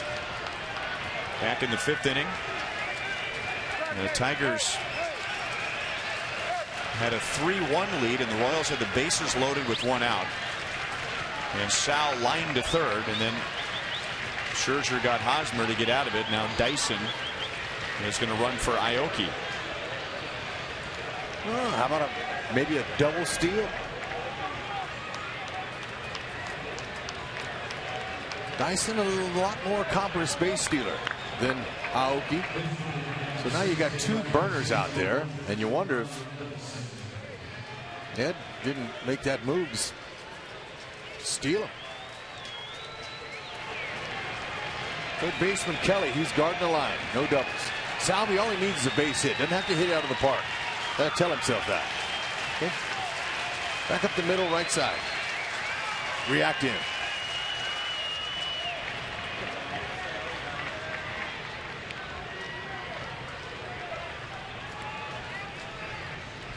Second baseman Kinsler giving up ground, holding Dyson close.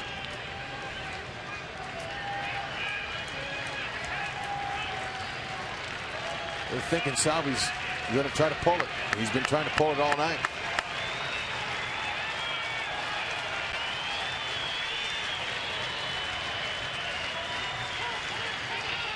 Well, there, that move got into Nathan's head. There's no doubt about that.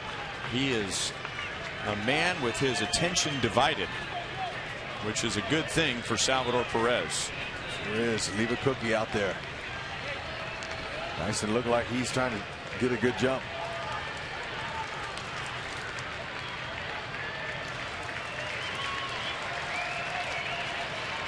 Kinsler almost staying right on top of the base. Second. Dyson took off too soon.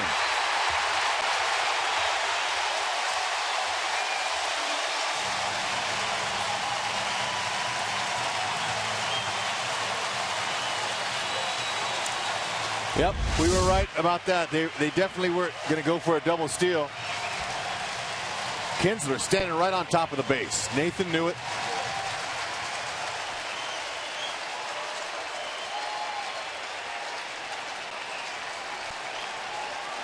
Instead of trying to get back, you want to stay and get in a rundown, get at least the runner to second base. Big mistake. Boy, and that one play got everybody back into this game. Sal grounds it foul. No balls, 2 strikes. Coming up after the game, Boulevard Royals Live. Joel and Monty. If the Royals pull it out, we'll have a guest from the field. Hear from Royals manager Ned Yost in the Royals clubhouse. Other clubhouse reaction, analysis from Monty. All coming up.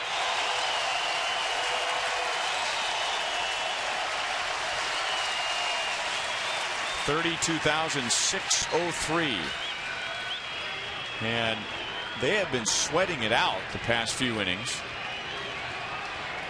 And mentioned earlier that there have been a few times where the crowd has kind of come to life, but with a very nervous and anxious cheer.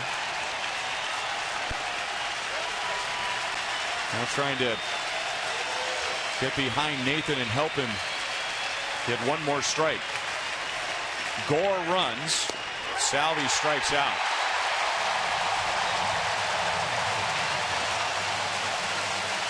The pickoff was enormous.